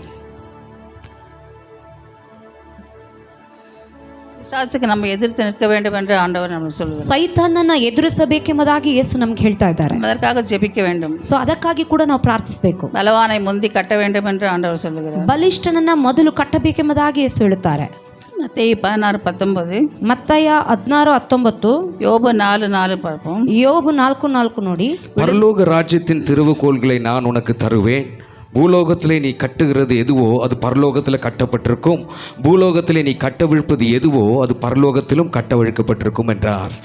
யோபு 4:4 பார்த்தீங்கன்னா, விழுகிறவனை நம்முடைய வார்த்தைகளால் நிற்க பண்ணி தள்ளாடுகிற முழங்கால்களை பலப்படுத்தினீர் என்று நம்ம பார்க்கிறோம். ಸೊ ಯೋಬನು 4:4 ಹೋಗುವುದಾದ್ರೆ ನಾವು ನೋಡುವುದಾದರೆ ಕರ್ತನು ಅಲ್ಲಿ ಹೇಳ್ತಿದ್ದಾರೆ, ಅಲ್ಲಾಡುವವರನ್ನ ಕೂಡ ದೇವರು ಏನು ಮಾಡ್ತಾರಂತೆ. அந்நாள் பார்த்தீங்களா, இடைவிடாமல் ஜெபித்ததை நம்ம பார்க்கிறோம். ಅನ್ನಾಳು ಎಡವಿ ಬೀಳುವ ஜெபித்ததை நம்ம பார்க்கிறோம். அன்னாளின் ಅನ್ನಾಳು ಎಡಬಿಡದೆ ಪ್ರಾರ್ಥಿಸುವುದನ್ನ ನಾವು ನೋಡ್ತಾ ಇದ್ದೇವೆ. அன்னாளின் ஜெபத்தை பார்த்து ஆண்டவர் என்ன பண்ணாரு? ಅನ್ನಾಳ ಪ್ರಾರ್ಥನೆಯನ್ನ ಕೇಳಿ ದೇವರು ಏನು ಮಾಡಿದ್ರು? மலடியா இருந்தவருக்கு குழந்தை பாக்கியத்தை கொடுத்தார். ಬಂಜಿಯಾಗಿರುವವಳಿಗೆ ದೇವರು ಮಗುವನ್ನ ಕೊಟ್ರು. கண்ணீரின் ஜெபத்துக்கு அவர் பதில் கொடுத்தார். ಕಣ್ಣೀರಿನ ಪ್ರಾರ್ಥನೆಗೆ ಉತ್ತರವನ್ನ ಕೊಟ್ರು. ஸ்காட்லாந்து தேசத்தில் ಸ್ಕಾಟ್ಲೆಂಡ್ ದೇಶದಲ್ಲಿ சர்வாதிகாரியாய் ஆண்ட ஒரு ராணி இருந்தாங்களாம். ಸರ್ವಾಧಿಕಾರಿಯಾಗಿ ಒಬ್ಬ ರಾಣಿ ಇದ್ಲಂತೆ. அவங்க பேர் மேரி. ಆಕೆ ಹೆಸರು ಮೇರಿ.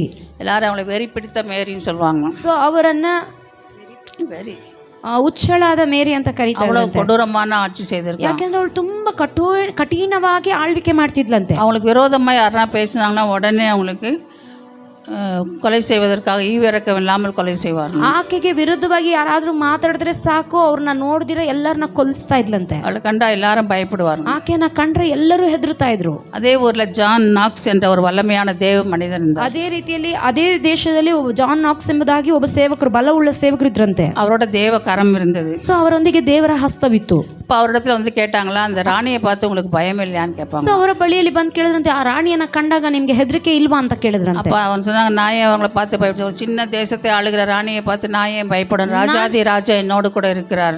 ನಾನು ಯಾಕೆ ಈ ಒಂದು ರಾಣಿಯನ್ನ ನೋಡಿ ಹೆದರ್ಲಿ, ಇವಳು ಒಂದು ಸಣ್ಣ ರಾಜ್ಯವನ್ನ ಆಳ್ವಿಕೆ ಮಾಡುವಳಾಗಿದ್ದಾಳೆ, ನನ್ನ ರಾಜಾದಿ ರಾಜನಾಗಿರುವಂತ ದೇವರನ್ನ ನೋಡಿ ನಾನು ಹೆದರುತ್ತೇನೆ. அந்த சராசரங்களை படைத்த தேவாதி தேவன் என்னோடு கூட இருக்கிறார். ಈ ಒಂದು ಜಗತ್ತನ್ನೇ ಉಂಟು ಮಾಡಿರುವಂತಹ ದೇವರನ್ನ ನೋಡಿ ನಾನು ಆರಾಧಿಸ್ತೇನೆ, அவர் ஒருத்தருக்கு தான் நான் பயப்படுவேன்னு ಸೊ சொல்லுவாங்க. ಆತನೊಬ್ಬನಿಗೆ ಮಾತ್ರ ನಾನು ಹೆದರುತ್ತೇನೆ ಎಂಬುದಾಗಿ ಹೇಳಿದ್ರಂತೆ. அப்போ அந்த ராணியிடம் போய் சொல்லுவாங்களா, அவர் உங்களை பற்றி இப்படிலாம் பேசுகிறாரு, நீங்கள் ஒன்றும் செய்ய மாட்டீங்களா அப்படின்னு. ಆ ಸಮಯದಲ್ಲಿ ರಾಣಿ ಹತ್ರ ಬಳಿಗೆ ಹೋಗಿ ಹೇಳಿದ್ರಂತೆ, ಈ ವ್ಯಕ್ತಿ ನಿಮ್ಮ ಬಗ್ಗೆ ಏನೇನೋ ಮಾತಾಡ್ತಾರೆ, ಅವ್ರನ್ನ ಏನು ನೀವು ಮಾಡಲ್ವಾ ಅಂದ್ರಂತೆ. அப்போ அந்த ராணி என்ன சொன்னாங்களா, ಯಾರು பார்த்தாலும் எனக்கு ಭಯ ಇಲ್ಲ, அந்த ஒருத்தரை பார்த்தா தான் எனக்கு ಭಯ. ಆದ್ರೆ ಆ ರಾಣಿ ಹೇಳಿದ್ರಂದ್ರೆ, ಯಾರು ನೋಡಿದ್ರು ನನಗೆ ಹೆದರಿಕೆ ಇಲ್ಲ, ಆದ್ರೆ ಆ ಸೇವಕನನ್ನು ನೋಡಿದ್ರೆ ನನಗೆ ತುಂಬಾ ಹೆದರಿಕೆ ಆಗುತ್ತೆ. அவர் முழங்கால் போட்டால் என் சரீரமெல்லாம் எரியும்னுவாங்க. ಆ ಒಂದು ಸೇವಕ ಮೊಣಕಾಲ್ ಹಾಕಿದ್ರೆ ನನ್ನ ಮೈಯೆಲ್ಲ ಉರಿಯುತ್ತೆ ಅಂತ ಹೇಳಿದ್ರಂತೆ. அந்த மனுஷன் முழங்கால் போட்டு ஜெபித்தா என் சரீரம் பற்றி எரிகிறது எனக்கு. ಸೊ ಆ ಒಂದು ವ್ಯಕ್ತಿಯು ಮೊಣಕಾಲ್ ಹಾಕಿ ಪ್ರಾರ್ಥನೆ ಮಾಡಿದ್ರೆ ಸಾಕು, ನನ್ನ ದೇಹವೆಲ್ಲ ಅತ್ತಿ ಹುರಿಯುತ್ತೆ ಅಂತ ಹೇಳಿದ್ರಂತೆ. அவரை ஒன்றும் என்னால் செய்ய முடியாது. ಸೊ ಆತನನ್ನ ನಾನು ಏನು ಮಾಡ್ಲಿಕ್ಕೆ ಸಾಧ್ಯವಿಲ್ಲ ಎಂಬುದಾಗಿ ಆಕೆ ಹೇಳಿದ್ಲು. அப்படிப்பட்ட அக்கினி நிறைந்த ஜெபத்தை செய்வதனால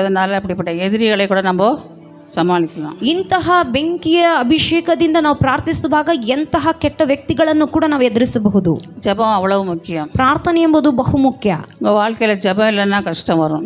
ನಿಮ್ಮ ಜೀವಿತದಲ್ಲಿ ಪ್ರಾರ್ಥನೆ ಇಲ್ಲದೆ ಹೋದ್ರೆ ತುಂಬಾ ಕಷ್ಟ. எந்த காரியம் இருந்தாலும் நம்ம ஜெபம் செய்ய வேண்டியது. ಏನೇ ಕಾರ್ಯವಾಗಿದ್ರೂ ಕೂಡ ನಾವು ಪ್ರಾರ್ಥನೆ ಮಾಡುವಂತಹದ್ದು ಅವಶ್ಯವಾಗಿದೆ. கணவன் குடிகாரனா இருந்தால் ஜெபம் செய்யுங்க. ಸೊ ಗಂಡ ಕುಡುಕನಾಗಿದ್ರೆ ಆತನಿಗೋಸ್ಕರ ಪ್ರಾರ್ಥನೆಯನ್ನ ಮಾಡಿ. மனைவி ஒரு சண்டைக்காரியா இருந்தால் ஜெபம் பண்ணுங்க. ಹೆಂಡತಿ ಜಗಳ ಗಂಟಿಯಾಗಿದ್ರೆ ಆಕೆಗಾಗಿ ಪ್ರಾರ್ಥನೆ ಮಾಡಿ. பிள்ளைகள் கீழ்ப்படியாமல் இருந்தால் ஜெபம் பண்ணுங்க. ಮಕ್ಕಳು ಅವಿದ್ಯರಾಗಿದ್ರೆ ಅವ್ರಿಗಾಗಿ ಪ್ರಾರ್ಥಿಸಿ.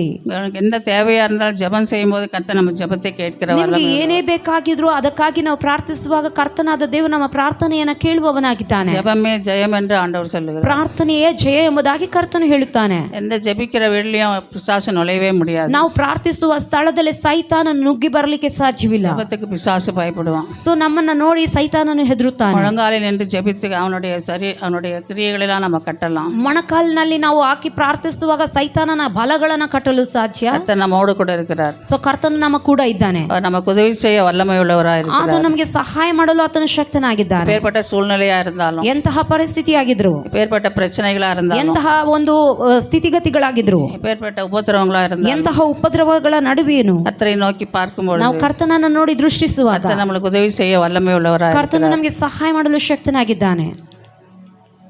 அதற்கு பிறகு நம்மளை விடுதலை கொடுக்க பணிவிடை ஆவிகள் நமக்கு இருக்கு. ಅನಂತರ ನಮಗೆ ಸಹಾಯ ಮಾಡೋದಕ್ಕಾಗಿ ಉಳಿಗದ ಆತ್ಮಗಳನ್ನ ಕೊಟ್ಟಿದ್ದಾನೆ. பணிவிடை ஆவிகளை கர்த்தர் நமக்கு தருகிறார். ಉಳಿಗದ ಆತ್ಮವನ್ನ ಕೊಡುತ್ತಾನೆ. என்னுடைய கணவர் நேற்று சொன்ன மாதிரி பணிவிடை ஆவிகள்னா தேவதூதர்களை நமக்கு கர்த்தர் வைத்து. ಸೊ ನಿನ್ನೆ ದಿನ ಪಾಸ್ಟರ್ ಅವರು ಹೇಳಿದ ರೀತಿಯಲ್ಲಿ ಉಳಿಗದ ಆತ್ಮಗಳು ಅನ್ನುವಾಗ ಅವುಗಳು ನಮಗೆ ಸೇವೆ ಮಾಡ್ತವೆ. சங்கீதம் 91:11 பார்த்தீங்கன்னா, உன் வழிகளிலெல்லாம் உன்னை காக்கும்படி தம்முடைய தூதர்களுக்கு கட்டளை இடுவார் என்று வேதம் சொல்லுகிறது. ಕೀರ್ತನೆಗಳು 91:11 ನಮ್ಮ ಮಾರ್ಗಗಳಲ್ಲೆಲ್ಲ ತನ್ನ ದೂತರನ್ನ ಕಾವಲಾಗಿದ್ದು ಕಾಯ್ದು ಕಾಪಾಡುತ್ತಾನೆ. சாது சுந்தர் சிங் என்ற ஊழியக்காரர் இருந்தார்ல, ಸಾಧು ಸುಂದರ್ ಸಿಂಗ್ ಎಂಬುದಾಗಿ ಒಂದು ಸೇವಕರು ಇದ್ದಾರಲ್ಲ, அவர் ஒரு நாள் ஊழியத்தை முடிச்சுட்டு வீட்டுக்கு அவருடைய இடத்துக்கு போய் கொண்டு இருந்தாராம். ಅವರು ಒಂದು ದಿನ ತಮ್ಮ ಸೇವೆನ ಮುಗಿಸಿ ತನ್ನ ಸ್ಥಳಕ್ಕೆ ಹಿಂದಿರುಗ್ತಾ ಇದ್ರಂತೆ. அவர் திபெத்தில் ஊழியம் செய்து கொண்டு இருக்கும்போது, ಟಿಬೆಟ್ನಲ್ಲಿ ಅವರು ಸೇವೆನ ಮಾಡ್ತಾ ಇರುವಾಗ ஊழியம் முடிச்சுட்டு போகும்போது அநேகர் அவரை கொலை செய்ய வேண்டும் என்று அவருக்கு பின்னாடி ஓடி வந்தாங்க. ಸೇವೆಯನ್ನು ಮುಗಿಸಿ ಹಿಂದಿರುಗಿ ಹೋಗುವಾಗ ಆತನನ್ನು ಕೊಲ್ಲಬೇಕಾಗಿ ಅನೇಕರು ಹೊಂಚು ಹಾಕಿ ಬಂದರು. அவர் நேராக போய் ஒரு குகைக்குள்ளே போயிட்டாராம். ಅವ್ರು ನೇರವಾಗಿ ಒಂದು ಗುಹೆ ಒಳಗೆ ಹೋದ್ರಂತೆ. குகைக்குள்ளே போய் முழங்கால் படிட்டாராம். ಗುಹೆ ಒಳಗೆ ಹೋಗಿ ಮೊಣಕಾಲು ಹಾಕಿದ್ರಂತೆ. அப்போ அவர் கொலை செய்ய வந்தவங்க எல்லாம் குகையை சுற்றி சூழ்ந்துக்கிட்டாங்களாம். ಸೊ ಅಲ್ಲಿ ಬಂದಂತ ಜನರೆಲ್ಲ ಗುಹೆನ ಸುತ್ತುವರೆದ್ರು. ஆனால் அவங்களால ஒன்றும் செய்ய முடியல. ಅವರಿಂದ ಏನು ಮಾಡ್ಲಿಕ್ಕೆ ಸಾಧ್ಯ ಆಗ್ಲಿಲ್ಲ. அவங்களாம் போயிட்டாங்களாம். ಅವರೆಲ್ಲ ಹೊರಟೋದ್ರಂತೆ. அடுத்த நாள் திரும்பி அவர் குகையிலேருந்து வெளியே வந்து வரும்போது திரும்பி அந்த அவரை கொலை செய்ய வேண்டும் திரும்பி அவளுக்கு எதிராக வந்தாங்க. ಮಾರನೇ ದಿನ ಆತನು ಗುಹೆಯಿಂದ ಹೊರಗೆ ಬರುವಾಗ ಈತನನ್ನ ಹೇಗಾದ್ರೂ ಮಾಡಿ ಕೊಲ್ಲಬೇಕೆಂಬುದಾಗಿ ಹೊಂಚನ ಹೂಡಿದ್ರು. அப்போ அவர் சொன்னாரா, சரி ஆண்டோடைய சித்தம் ஆகட்டும்னு சொல்லிட்டு ஒன்றும் செய்யலையா அவர். ಆವಾಗ ದೇವರ ಚಿತ್ತದಂತೆ ಆಗ್ಲಿ ಎಂಬುದಾಗಿ ನೋಡುವಾಗ ಅವ್ರು ಏನು ಕೂಡ ಮಾಡ್ಲಿಕ್ಕೆ ಆಗ್ಲಿಲ್ವಂತೆ. அப்போ கொலை செய்ய வந்தவங்க சொன்னா நாங்கள் உங்களை ஒன்றும் செய்ய மாட்டோம். ಸೊ ಕೊಲೆ ಮಾಡ್ಲಿಕ್ಕೆ ಬಂದವ್ರು ಹೇಳಿದ್ರೆ ನಾನು ನಿಮ್ಮನ್ನೇನು ಮಾಡೋದಿಲ್ಲ. அவங்க என்ன சொன்னாங்களா, நேற்று நாங்கள் உங்களை கொலை செய்யலான்னு தான் வந்தோம், ஆனால் குகையை சுற்றி நிறைய பேர் சூழ்ந்திருந்ததை பார்த்தோம். ಆದರೆ ನಿನ್ನೆ ದಿನ ನಿಮ್ಮನ್ನ ಕೊಲ್ಲೋದಕ್ಕೋಸ್ಕರವಾಗಿ ನಾವು ಗುಹೆ ಬಳಿಗೆ ಬಂದ್ರಿ, ಆದರೆ ಈ ಒಂದು ಗುಹೆಯ ಹೊರಭಾಗದಲ್ಲಿ ಅನೇಕ ಜನರು ಸುತ್ತುವರೆದಿದ್ದನ್ನ ನಾವು ನೋಡಿದ್ವಿ. அவருக்கு தேவதூதர்களை கொடுத்து பாதுகாவலாய் வைத்தார். ಸೊ ದೇವರು ಅಲ್ಲಿ ಆತನಿಗೆ ದೇವದೂತರುಗಳನ್ನ ಕಳಿಸಿ ಸಂರಕ್ಷಿಸಿದನು. கை தட்டி ஆண்டவரை மகிமைப்படுத்தி ಕರಗಳನ್ನ ತಟ್ಟಿ ದೇವನಾಮ ಮಹಿಮೆ ಪಡಿಸಿ.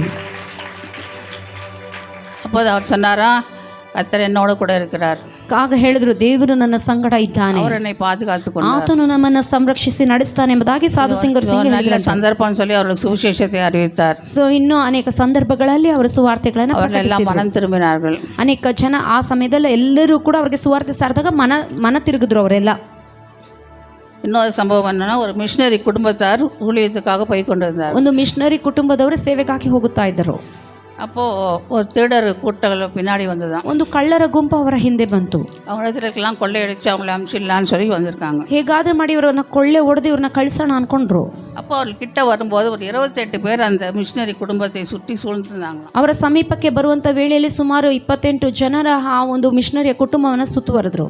அப்போ அவங்க சொன்னாங்களே, இந்த மிஷினரி குடும்பம் மட்டும்தானே நம்ம பார்த்தோம் முதல்ல, இவங்கெல்லாம் யாருன்னே தெரியலையேன்னு அவங்களாம் பயந்துட்டாங்க. ಮೊದಲು ನೋಡಿದಾಗ ನಾವೆಲ್ಲರೂ ಕೂಡ ಈ ಒಂದು ಮಿಷನರಿ ಕುಟುಂಬವನ್ನು ಮಾತ್ರ ನಾವು ನೋಡಿದ್ವಲ್ಲ, ಇವರೆಲ್ಲ ಯಾರು ಅಂತ ಕೇಳಿದ್ರಂತೆ. அந்த மிஷினரி குடும்பத்துக்கு ஒன்றும் தெரியாது. ಸೊ ಮಿಷನರಿ ಕುಟುಂಬಕ್ಕೂ ಅವ್ರ ಸುತ್ತಲೂ ಇದ್ದಂಥ 28 ಜನ ಯಾರು ಅಂತ ಗೊತ್ತಿಲ್ಲ. ஆனால் அந்த திருடர்கள்லாம் பார்த்து பயந்துட்டு போயிட்டாங்க.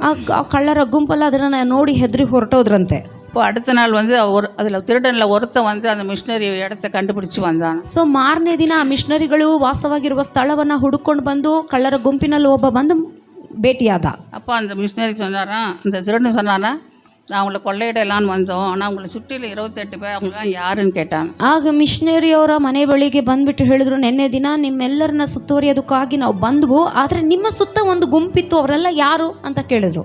அவர் சொன்னாரா, எங்களை கர்த்தர் பாதுகாக்கிறதுக்காக உங்களை எல்லாம் வச்சிருந்தாரு. ಆವಾಗ ಹೇಳಿದ್ರು ಅವರು, ದೇವರು ನಮ್ಮನ್ನು ಸಂರಕ್ಷಿಸೋದಕ್ಕೋಸ್ಕರವಾಗಿ ಆ ದಂಡನ್ನು ಇಳಿಸಿದ್ರು ಅಂತ ಹೇಳಿದ್ರು. அப்போ அடுத்த நாள் ஒருத்தர் வந்து மிஷினரிக்கு ஃபோன் பண்ணாராம். ಮಾರನೇ ದಿನ ಮತ್ತೊಂದು ವ್ಯಕ್ತಿ ಬಂದು ಆ ಒಂದು ಮಿಷನರಿ ಅವರಿಗೆ ದೂರವಾಣಿ ಕರೆಯನ್ನ ಮಾಡಿ, நீங்கள் குடும்பமாக ஊழியத்துக்கு போகிறீங்கன்னு சொல்லி ஆண்டவர் எங்களோட பேசி எங்களுக்கு 28 பேரை எங்களை ஜெபிக்க வைத்தாரு. ಸೊ ನೀವೆಲ್ಲ ಮಿಷನರಿ ಸೇವೆಗಾಗಿ ಹೋಗ್ತಿದ್ದಾರೆ ಅಂತ ಹೇಳಿ ದೇವರು ಹೇಳಿದ್ರು, 28 ಜನರನ್ನ ನಿಮಗೋಸ್ಕರ ಪ್ರಾರ್ಥನೆ ಮಾಡುವುದಕ್ಕಾಗಿ ನಾವು ನೇಮಿಸಿದೆ ಅಂತ ಹೇಳಿದ್ರು. அந்த மிஷினரி ஊழியத்துக்கு போகிறாங்க, நீங்கள் குடும்பமாக உபவாசம் இருந்து ஜெபிக்கணும்னு சொல்லி அந்த சபையில் இருக்க மக்களே ஆண்டவர் சொல்லியிருக்காரு. ಈ ಮಿಷನರಿ ಅವರು ಸೇವೆಗಾಗಿ ಹೋಗುತ್ತಾ ಇದ್ದಾರೆ ಎಂಬುದಾಗಿ ಹೇಳಿ ಆ ಸೇವಕನು ಬಂದು ಉಪವಾಸದೊಂದಿಗೆ 28 ಜನರನ್ನ ಕೊಳ್ಳಿರಿಸಿ ಅವರು ಉಪವಾಸದಲ್ಲಿ ಪ್ರಾರ್ಥನೆ ಮಾಡಿಸಿದ್ರಂತೆ. அவனெல்லாம் சேர்ந்து ஜெபித்த பொழுது கர்த்தர் அந்த மிஷினரி குடும்பத்தை காப்பாற்றினார். ನೋಡಿ, ಇವರೆಲ್ಲ ಪ್ರಾರ್ಥಿಸಿದ ಪ್ರಾರ್ಥನೆ ಮೂಲಕವಾಗಿ ಆ ಮಿಷನರಿಯ ಕುಟುಂಬವನ್ನ ದೇವರು ಸಂರಕ್ಷಿಸಿದನು. ஜெபிக்க வேண்டியது எவ்வளோ அவசியம் பாருங்க. ನೋಡಿ, ನಾವು ಪ್ರಾರ್ಥಿಸಬೇಕಾಗಿರುವುದು ಎಷ್ಟು ಅವಶ್ಯವಾಗಿದೆ. அதனால் ஊழியத்துக்கு போகும்போது நீங்கள்லாம் ஜெபிக்க வேண்டியது அவசியம். ಆದ್ದರಿಂದ ಪ್ರಾರ್ಥನೆಗೆ ಸೇವೆಗಳಿಗೆ ಹೋಗುವಾಗ ನಾವು ಪ್ರಾರ್ಥನೆ ಮಾಡುವುದು ಅವಶ್ಯವಾಗಿದೆ. நாங்கள் இந்த பவர் மெடிசின் சொன்னோடனே எங்கள் வீட்டில் ரொம்ப பிரச்சனை ஆயிடுது. ನಾವು ಈ ಶಕ್ತಿಯ ಶಿಬಿರ ಎಂಬುದಾಗಿ ಹೇಳುವಾಗ ನಮ್ಮ ಮನೆಯಲ್ಲಿ ಅನೇಕ ಸಮಸ್ಯೆಗಳಾಗುತ್ತೆ. ஒருத்தர் மாத்திரை ஒருத்தர் சிக்கானும். ಸೊ ಒಬ್ಬರ ನಂತರ ಒಬ್ಬರು ನಾವು ಅನಾರೋಗ್ಯಕ್ಕೆ ಒಳಗಾಗ್ತಾ ಇದ್ದೇವೆ. நல்லா இருந்தேன் நான், இந்த இதுக்காக ப்ரிப்பேர் பண்ணலான்னு சொல்லி ஜெபிக்கலாம். அன்றைக்கி தான் தொடங்கல. என் ஹஸ்பண்ட் சொன்னாங்க, இது பவர் மினிஸ்ட்ரி நீ ஆயத்தம் பண்ணுன்னு சொன்னாங்க. ಸೊ ಪವರ್ನ ಒಂದು ಸೇವೆಗಾಗಿ ನೀನು ಸಿದ್ಧ ಆಗು ಅಂತ ಹೇಳಿದ್ರು. ಸೊ ಅದಕ್ಕಾಗಿ ಸಿದ್ಧವಾಗೋದಕ್ಕೆ ಆ ಮೊದಲನೇ ದಿನಾನೇ சரி ஃபஸ்ட்டு ஜபிக்கலான்னு பார்த்தா அன்றைக்கி காலையில் எழுந்தோடனே இடுப்பு எனக்கு ரொம்ப பயங்கரமாக பிடிச்சிருச்சு. ಪ್ರಾರ್ಥನೆ ಮಾಡೋಣ ಅಂತ ಎದ್ದೊಳ್ಳಿದ ತಕ್ಷಣನೇ ನನಗೆ ಸೊಂಟ ಹಿಡ್ಕೊಂಡ್ಬಿಡ್ತು. கட்டிலேருந்து என்னால் இறங்க முடியல. ಸೊ ಹಾಸಿಗೆಯಿಂದ ಇಳಿಲಿಕ್ಕೆ ಆಗಲಿಲ್ಲ. இந்த 20 நாட்கள் ரொம்ப கஷ்டப்பட்டேன். ಸೊ 20 ದಿನಗಳು ತುಂಬ ಕಷ್ಟವನ್ನು ಅನುಭವಿಸಿದೆ. என்னுடைய மகள் தான் எல்லாவற்றையும் செய்தாள். ಸೊ ನನ್ನ ಮಗಳೇ ಎಲ್ಲವನ್ನ ಮಾಡಿದ್ರು. சமையல் வேலை முழுவதும் வீட்டை முழுவதும் அவள் தான் கவனிச்சுக்கிட்டாள். ಅಡಿಗೆ ಕೆಲಸ, ಮನೆಯ ಎಲ್ಲ ವಿಚಾರಣೆಯನ್ನ ಆಕೆಯೇ ನೋಡ್ಕೊಂಡ್ರು. அதனால கர்த்தர் உங்களுடைய ஜெபங்களெல்லாம் கேட்டு என்னை நிற்க வைத்தார். ಸೊ ದೇವರು ನಿಮ್ಮೆಲ್ಲರ ಪ್ರಾರ್ಥನೆಯನ್ನ ಕೇಳಿ ನನ್ನನ್ನು ಇಲ್ಲಿ ನಿಲ್ಲಿಸಿದ್ದಾರೆ. ஒரு ஊழியம்னா ரொம்ப கஷ்டம் என்பதை அறிஞ்சு கொள்ளுங்க. ಒಂದು ಸೇವೆ ಅಂತ ಹೇಳುವುದಾದ್ರೆ ತುಂಬಾ ಕಷ್ಟ ಎಂಬುದಾಗಿ ನೀವು ಅರ್ಥ ಮಾಡ್ಕೊಳ್ಬೇಕು. ஒரு நாள் ஊழியம் செய்வீங்க, அப்பொழுதுதான் அதோட கஷ்டம்லாம். ನೀವು ಕೂಡ ಒಂದು ದಿನ ಸೇವೆಯನ್ನ ಮಾಡ್ತೀರಾ, ಆಗ ನಿಮ್ಗೆ ಆ ಕಷ್ಟ ಅರ್ಥ ಆಗುತ್ತೆ. ஊழியம்னா பிசாசு சும்மா இருக்க மாட்டான். ಸೇವೆ ಎಂಬುದಾಗಿ ಹೋಗುವಾಗ ಸೈತಾನ ದುರಾತ್ಮವು ಸುಮ್ಮನೆ ಇರೋದಿಲ್ಲ.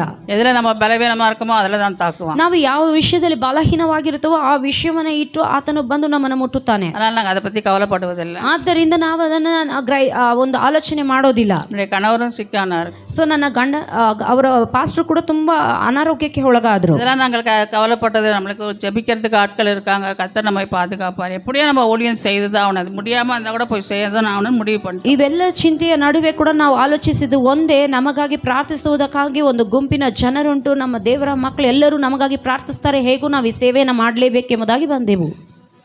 என்னுடைய மருமகளுக்கு இந்த வாரம் டெலிவரி இருக்குன்னு ನನ್ನ சொன்னாங்க. ಸೊಸೆಗೆ ಈ ದಿನ ಬಂದ್ಬಿಟ್ಟು ಡೆಲಿವರಿ ಇದೆ ಅಂತ ಹೇಳಿದ್ರು. ஆண்டவர் அதை பார்த்துக்கொள்வார், நாங்கள் வந்துட்டோம். ಈ ವಾರದಲ್ಲಿ ಡೆಲಿವರಿ ಇದೆ ಎಂಬುದಾಗಿ ಹೇಳುವಾಗ ನಾನು ದೇವ್ರು ನೋಡ್ಕೊಳ್ತಾರೆ நாங்கள் ಅಂತ முடிஞ்சு ಬಂದ್ಬಿಟ್ಟೆ. போனோட தான் அதுக்கு டெலிவரி இருக்கும்னு எங்களுக்கு ஒரு விசுவாசம் இருக்குது. ಸೊ ಒಳ್ಳೆಯ ರೀತಿಯಲ್ಲಿ ಆಕೆ ಮಗುವನ್ನ ಹೆರ್ತಾರೆ ಎಂಬುವಂತ ನಂಬಿಕೆ ನಮಗುಂಟು. நீங்கள் வந்துடுவீங்களா அத்தை அவர் நினச்சிட்டு இருந்திருப்பா, இப்போ இந்த சமயத்தில் விட்டு போகிறாங்களே நினைப்பாங்க, யாருமே நினைப்பாங்கல்ல இது மாதிரி. ನನ್ನ ಸೊಸೆ ಕೂಡ ಅಂದ್ಕೊಂಡಿರ್ತಾರೆ, ನೋಡಿ ಇಂಥ ಸಮಯದಲ್ಲಿ ಅತ್ತೆ ಮಾವ ಎಲ್ಲ ಬಿಟ್ಟು ಹೋಗ್ಬಿಟ್ಟಿದ್ದಾರೆ ಅಂತ. நீ டெலிவரி ஆகிறதுக்குள்ளே நாங்கள் வந்துடுவோம், கவலைப்படாதுன்னு சொன்னேன். ನಾವು ಅವ್ರಿಗೆ ಧೈರ್ಯವನ್ನು ಹೇಳಿದೆ, ನಾನು ನಿನ್ನ ಮಗುವನ್ನ ಹೆರೋದಕ್ಕೆ ಮುಂಚೆ ನಾನು ಬಂದ್ಬಿಡ್ತೀನಿ ಅಂತ ಅವ್ರಿಗೆ ಧೈರ್ಯ ಹೇಳಿ ಬಂದಿದ್ದೀನಿ. கர்த்தர் எல்லாவற்றையும் பார்த்துக்கொள்வார். ಕರ್ತನ ಎಲ್ಲವನ್ನ ನೋಡಿಕೊಳ್ಳುತ್ತಾನೆ. அவரால் கூடாத காரியம் ஒன்றும் இல்லை. ಆತನಿಂದ ಅಸಾಧ್ಯವಾದ ಕಾರ್ಯ ಯಾವುದೂ ಇಲ್ಲ. தேவனை நம்பி தான் நாங்கள் ஊழியம் செய்கிறோம். ಸೊ ದೇವರನ್ನ ನಂಬಿ ಈ ಸೇವೆನ ಮಾಡ್ತಾ ಇದ್ದೇವೆ. பல கஷ்டங்கள் வரும், ಅನೇಕ ಕಷ್ಟಗಳು ಬರಬಹುದು, பிரச்சனைகள் வரும், ಸಮಸ್ಯೆಗಳು ಬರ್ಬೋದು, ಉಪದ್ರವಗಳು ಬರ್ಬೋದು, சோதனைகள் வரும், ಶೋಧನೆಗಳು ಬರ್ಬೋದು. ஏதாவது ஒன்று புண்ண பிசாசு கொண்டு வருவான். ಸೊ ಈ ರೀತಿಯಾಗಿ ಸೈತಾನಿ ಹೇಗೋ ಒಂದು ಮಾರ್ಗವಾಗಿ ಬರ್ತಾನೆ. எல்லாவற்றையும் ஜெயிக்க கர்த்தர் எங்களுக்கு பலன் கொடுத்திருக்கார். ಇವೆಲ್ಲವನ್ನ ಜಯಿಸುವುದಕ್ಕಾಗಿ ದೇವರು ನಮಗೆ ಬಲವನ್ನ ಕೊಟ್ಟಿದ್ದಾನೆ. அடுத்தது இயேசுவும் ஆவியானவரும். ಯೇಸು ಮತ್ತು ಆತ್ಮಸ್ವರೂಪನು. ஆவியானவர் நம்ம கூட இருக்கும்போது ಆತ್ಮಸ್ವರೂಪನು ನಮ್ಮ ಕೂಡ எல்லாவற்றையும் ಇರುವಾಗ விடுவிக்க வல்லமை உள்ளவர். ಎಲ್ಲವನ್ನ ಬಿಡಿಸಲು ಶಕ್ತನಾಗಿದ್ದಾನೆ. சங்கீதக்காரன் சொல்றார் 16:8 பார்த்தீங்கன்னா, கர்த்தரை எப்பொழுதும் எனக்கு முன்பாக வைத்திருக்கிறேன், அவர் என் வலது பாரசத்தில் இருக்கிறபடியால் நான் அசைக்கப்படுவதில்லை. ಕರ್ತನನ್ನ ಯಾವಾಗಲೂ ನಾನು ಎದುರಿಗೆ ಇಟ್ಟುಕೊಂಡಿದ್ದೇನೆ, ಆತನು ನನ್ನ ಬಲಗಡೆ ಇರುವುದರಿಂದ ನಾನು ಯಾವ ಕೇಡಿಗೂ ಹೆದರುವುದಿಲ್ಲ. 1 சாமுவேல் 17:45 ಒಂದನೇ ಸಮುವೇಲ 11:47 தாவீது சொல்றாரு, நானோ நீ நிந்தித்த இஸ்ரவேலுடைய இராணுவங்களின் தேவனாகிய கர்த்தரின் நாமத்தினாலே உன்னிடத்தில் வருகிறேன் என்று சொன்னார். ಇಸ್ರಾಯೇಲರ ದೇವರಾಗಿರುವಂಥ ಯೆಹೋವನ ಹೆಸರಿನಲ್ಲಿ ನಾನು ನಿನ್ನ ಬಳಿಗೆ ಬರುತ್ತೇನೆ ಎಂಬುದಾಗಿ ಹೇಳಿದನು. தாவீது தற்காப்புக்காகவும் எதிரிகளை வீழ்த்துவதற்கு கர்த்தருடைய நாமத்தை பயன்படுத்தினதை பார்க்கிறோம். ಸೊ ದಾವೀದನು ತಮ್ಮ ಶತ್ರುಗಳನ್ನ ಬೀಳಿಸುವುದಕ್ಕಾಗಿ ದೇವರ ನಾಮವನ್ನ ಉಚ್ಚರಿಸಿದ್ದನ್ನು ನೋಡ್ತೇವೆ. கர்த்தருடைய நாமத்தில் வல்லமையும் பலமும் பிரசன்னமும் இணைந்திருக்கிறது. ದೇವರ ಹೆಸರಿನಲ್ಲಿ ಬಲವು ಶಕ್ತಿಯು ಅಡಕವಾಗಿದೆ. அப்போஸ்தலர் 3:6-8 பார்ப்போம். ಅಪೊಸ್ತಲ ಕೃತ್ಯಗಳು 3ನೇ ಅಧ್ಯಾಯ 6-8 ವಚನ ನೋಡಿ.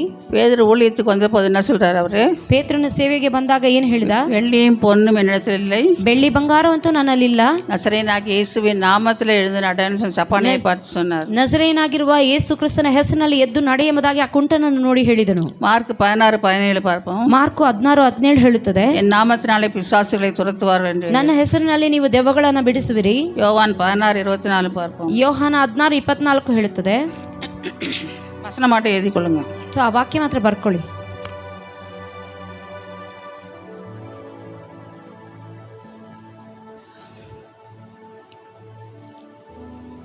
முன்ன ஒரு நாள் சுனாமி நடந்து தெரியும் எல்லாருக்கும். சுனாமி வந்தப்போ ಸೊ ಸುನಾಮಿ ಬಂದಿತ್ತು, ಗೊತ್ತಲ್ಲ ನಿಮಗೆ? அப்பொழுது வேளாங்கண்ணி பகுதியில் ಸೊ ಆ ಸಮಯದಲ್ಲಿ ವೇಲಾಂಗಣಿಯ ಭಾಗದಲ್ಲಿ பயங்கரமான திடீரென்று கடல் அலைகள் எழும்பி என்று. ಸೊ ಭಯಂಕರವಾಗಿ ಆ ಕಡಲಿನ ಅಲೆಗಳು ಎದ್ದವು. அப்பொழுது ஒரு கர்ப்பிணி பெண்ணை மட்டும் வீட்டில் விட்டு போயிருந்திருக்காங்க. ಅಲ್ಲಿ ಒಂದು ಗರ್ಭಿಣಿ ಹೆಣ್ಣನ್ನ ಮಾತ್ರ ಮನೆಯಲ್ಲಿ நிறைய மாத கர்ப்பிணியா இருந்திருக்கு. ಆಕೆ ತುಂಬಾ ಗರ್ಭಿಣಿಯಾಗಿದ್ದಳು. இப்போ திடீரென்று அலை வருது, பயங்கரமான அலை வருது. எல்லாரும் சொல்லியிருக்காங்க நாங்கெல்லாம் தப்பிச்சு ஓடுறோம், இந்த அம்மா மட்டும் ஓட முடியல.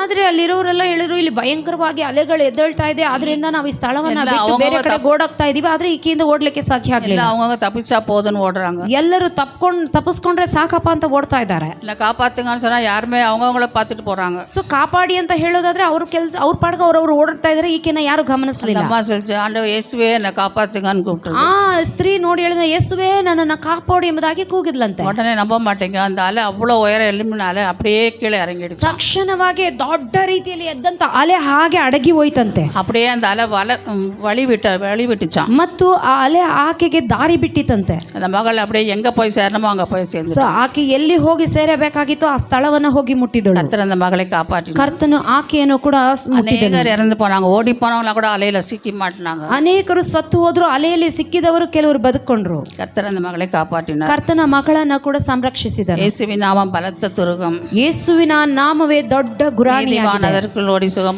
தங்குவான். ನೀತಿವಂತನು ಅದರೊಳಗೆ ಓಡಿ ಹೋಗಿ ಆತನು ಆ ರಕ್ಷಣೆಯನ್ನು பேர்பட்ட கஷ்டமான இயேசுவை நம்ம கூப்பிடுவோம். ಸೊ ಎಂತಹ ಕಷ್ಟವಾದ್ರೂ ಯೇಸುವನ್ನ ನೋಡಿ ಕರೆಯೋಣ. பயங்கரமான நேரத்தில் இயேசு கிறிஸ்துவின் நாமம் நம்மளுக்கு உயர்ந்த அடைக்கலமாயிருக்கும். ಭಯಂಕರವಾಗಿರುವ ಪರಿಸ್ಥಿತಿಯಲ್ಲೂ ಕೂಡ ಯೇಸುವಿನ ಹೆಸರು, ಯೇಸುವಿನ ಕಾರ್ಯ ನಮಗೆ ಆಶ್ರಯ ದುರ್ಗವಾಗಿರುತ್ತದೆ.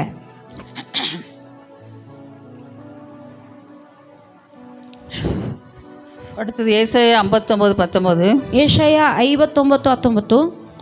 வெள்ளம் போல சத்துரு வரும்போது ஆவியானவனுக்கு விரோதமாய் கொடியேற்றுவார் என்று எழுதியிருக்கிறது. ಸೊ ಸಮುದ್ರೋಪಾದಿಯಲ್ಲಿ ಶತ್ರು ಬಂದರೂ ಕೂಡ ದೇವರು ನಮ್ಮನ್ನು ಅದರ ನಡುವೆಯಿಂದಲೂ ಸಂರಕ್ಷಿಸುತ್ತಾನೆ. விசுவாசை துரத்த வல்லமை கொடுக்கிற ஒரு ஆவியானவர். ಸೈತಾನನ್ನ ಎದುರಿಸುವಂತ ಶಕ್ತಿಯನ್ನು ಕೊಡುವವನು ಪರಿಶುದ್ಧಾತ್ಮನಾಗಿದ್ದಾನೆ. 2 கொரிந்தியர் 3:17. 2 ಕೊರಿಂಥೆ 3:17. ஆவியானவர் எங்கே உண்டோ அங்கே விடுதலை உண்டு என்று பார்க்கிறோம். ಪರಿಶುದ್ಧಾತ್ಮನು ಎಲ್ಲಿ ಉಂಟು ಅಲ್ಲಿ ಬಿಡುಗಡೆ ಉಂಟು.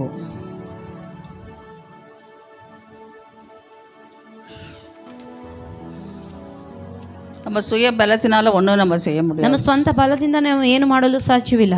பலத்தினாலும் அல்ல, பராக்கிரமத்தினால் அல்ல, ಬಲದಿಂದಲ್ಲ, ಪರಾಕ್ರಮದಿಂದಲ್ಲ, என் ஆவியினால் ஆகும் என்று ஆண்டவர் சொல்லுகிறார். ದೇವರ ಆತ್ಮನಿಂದ ಸಾಧ್ಯ ಎಂಬುದಾಗಿ ದೇವರು ಹೇಳಿದರು. ஏசாயா 59:19. ಯೆಶಾಯ 59:19. சங்கீதம் 138:8. ಕೀರ್ತನೆಗಳು 138:8. யோவான் 8:26. ಯೋಹಾನ 8:26. யாத்திராகம் 14:14. ವಿಮೋಚನ ಕಾಂಡ 14:14. இப்படிப்பட்ட வசனங்களை எழுதி கொள்ளுங்க. ಇಂತಹ ವಾಕ್ಯಗಳನ್ನು ಬರೆದಿಟ್ಟುಕೊಳ್ಳಿ.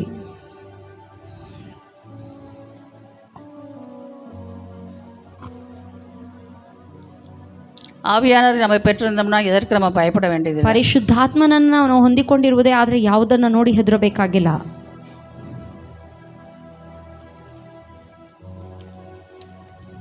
கடைசியாக பார்த்தா துதியினால விடுதலை கிடக்குது. ಸ್ತುತಿಯ ಮೂಲಕವಾಗಿ ಬಿಡುಗಡೆ ಉಂಟಾಗುತ್ತದೆ. யோசுவா 6:1 படிங்க. ಯೆಹೋಶುವ 6:1. எரிகோ இஸ்ரவேல் புத்திரருக்கு முன்பாக அடைக்கப்பட்டிருந்தது, ஒருவரும் வெளியே போகவில்லை, ஒருவரும் உள்ளே வரவில்லை. எரிகோவிற்கும் அங்கே இருக்கும் வீரர்களுக்கும் விரோதமாக யோசுவா பயன்படுத்தின ஆயுதம் துதியின் சத்தமே. ಇಸ್ರಾಯೇಲರಿಗೆ ಹೆದರಿ ತಮ್ಮ ಪಟ್ಟಣದ ಬಾಗಿಲುಗಳನ್ನು ಭದ್ರವಾಗಿ ಮುಚ್ಚಿಕೊಂಡು ಯಾರು ಒಳಗೆ ಹೋಗಲಿಲ್ಲ, ಹೊರಗೂ ಬರಲಿಲ್ಲ. ಆಗ ಯೆಹೋಶುವನಿಗೆ, ನೀನು ನೋಡು, ಯೆರಿಕೋವನು ಅದರ ಅರಸನ ಯುದ್ಧ ವೀರರನ್ನು ನಿನ್ನ ಕೈಗೆ ಒಪ್ಪಿಸಿದ್ದೇನೆ ಎಂದು ಹೇಳಿದನು. துதித்து ஸ்தோத்திரிக்கும் போது ஒருவனும் நம்மளை எதிர்த்து நிற்க முடியாது. ಸ್ತುತಿಸಿ ನಾವು ಪ್ರಾರ್ಥಿಸುವಾಗ ಯಾರು ಕೂಡ ನಮ್ಮ ಮುಂದೆ ನಿಲ್ಲಲು ಸಾಧ್ಯ ಇಲ್ಲ. துதிகளின் மத்தியில் வாசம் பண்ணுகிற தேவன் எழுதியிருக்கிறது. ಯಾಕೆಂದ್ರೆ ಸ್ತುತಿಗಳ ಮಧ್ಯದಲ್ಲಿ ವಾಸಿಸುವವನು ಎಂಬುದಾಗಿ ಬರೆಯಲ್ಪಟ್ಟಿದೆ. துதிக்கும் போது தேவன் பலத்த பராக்கிரமசாலியாய் நமக்குள் இறங்கி வருகிறார். ಸ್ತುತಿಸುವಾಗ ಆತನು ಬಲದ ಕಾರ್ಯಗಳನ್ನು ಮಾಡಲು ಶಕ್ತನಾಗಿ ಇಳಿದು ಬರುತ್ತಾನೆ. தடைகளை நீக்கி போடுகிற நமக்கு முன்பதாக செல்கிறார். ತಡೆಗಳನ್ನು ನೀಗಿಸುವುದಕ್ಕಾಗಿ ನಮ್ಮ ಮುಂದೆ ಬರುತ್ತಾನೆ. பவுலும் சீலாவும் தேவனை துதிக்கும் பொழுது அவர்களுக்கு விடுதலை கிடைத்ததை பார்த்தோம். ಪೌಲ ಸೀಲರು ಇಬ್ಬರು ಪ್ರಾರ್ಥಿಸುವಾಗ ಅವರು ಬಿಡುಗಡೆಯನ್ನು ಹೊಂದಿಕೊಂಡರು. சங்கீதம் 8:2 பார்த்தோம்னா, தேவரீர் நம்முடைய சத்துருக்களின் நிமித்தம் குழந்தைகள் பாலகர் வாயினால் ಬೆಲನ್ ಉಂಟು ಪಣ್ಣಿನೀರು ಎಂದು ವೇದದಲ್ಲಿ ಪಾಸ. ಕೀರ್ತನೆಗಳು 8:2 ನಾವು ನೋಡುವುದಾದರೆ, ಸಣ್ಣ ಮೊಲೆಕೂಸುಗಳ ಬಾಯಿಯೊಳಗಿಂದ ದೇವರು ಸಾಕ್ಷಿಗಳನ್ನು ಎಬ್ಬಿಸುತ್ತಾನೆ.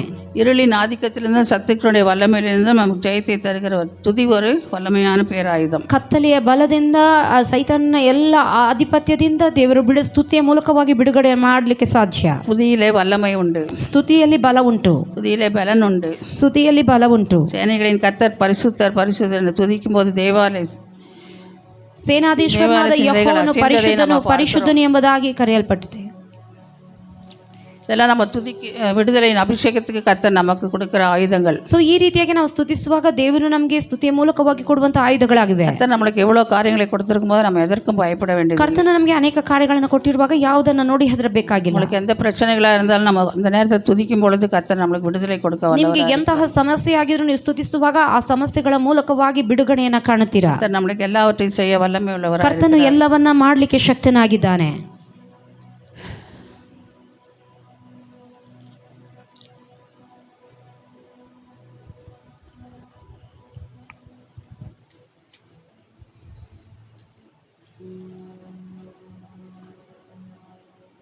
இப்பொழுது உங்கள் வாழ்க்கையில் எதில் விடுதலை இல்லாமல் இருக்கோ அந்த விடுதலைக்காக நம்ம ஜெபிப்போம். ಸೊ ಒಬ್ಬೊಬ್ಬರ ಜೀವಿತದಲ್ಲಿ ಯಾವ ಬಿಡುಗಡೆ ಇಲ್ಲದೆ ಇದ್ದಿರೋ ಆ ವಿಷಯಗಳಿಗಾಗಿ ನಾವು ಬಿಡುಗಡೆಗಾಗಿ ಪ್ರಾರ್ಥಿಸೋಣ. பாவத்திலிருந்து விடுதலை வேணுமா? ಪಾಪದಿಂದ ಬಿಡುಗಡೆ ಬೇಕಾ? பாவம் விடுதலை பெற முடியலன்னு சில பேர் கஷ்டப்படுறீங்க. ಕೆಲವರು ಬಿಡುಗಡೆ ಹೊಂದಲಿಕ್ಕೆ ಅಸಾಧ್ಯವಾಗಿದೆ ಎಂಬುದಾಗಿ இந்த பாவத்தில் அது அடிமைப்பட்டிருந்தா கர்த்தர் விடுதலை தர வல்லமுள்ளவராக இருக்கிறார். ಎಂತಹ ಪಾಪದಲ್ಲಿ ನೀವು ಬಾನಿಸರಾಗಿದ್ರು ಕೂಡ ದಾಸರಾಗಿದ್ರು ಕೂಡ ಅದರಿಂದ ಬಿಡಿಸ್ಲಿಕ್ಕೆ ಆತನು ಶಕ್ತನಾಗಿದ್ದಾನೆ. குடும்பங்கள சாபங்கள் இருக்கிறதா? ನಿಮ್ಮ ಕುಟುಂಬಗಳಲ್ಲಿ ಶಾಪವಿದೆಯಾ?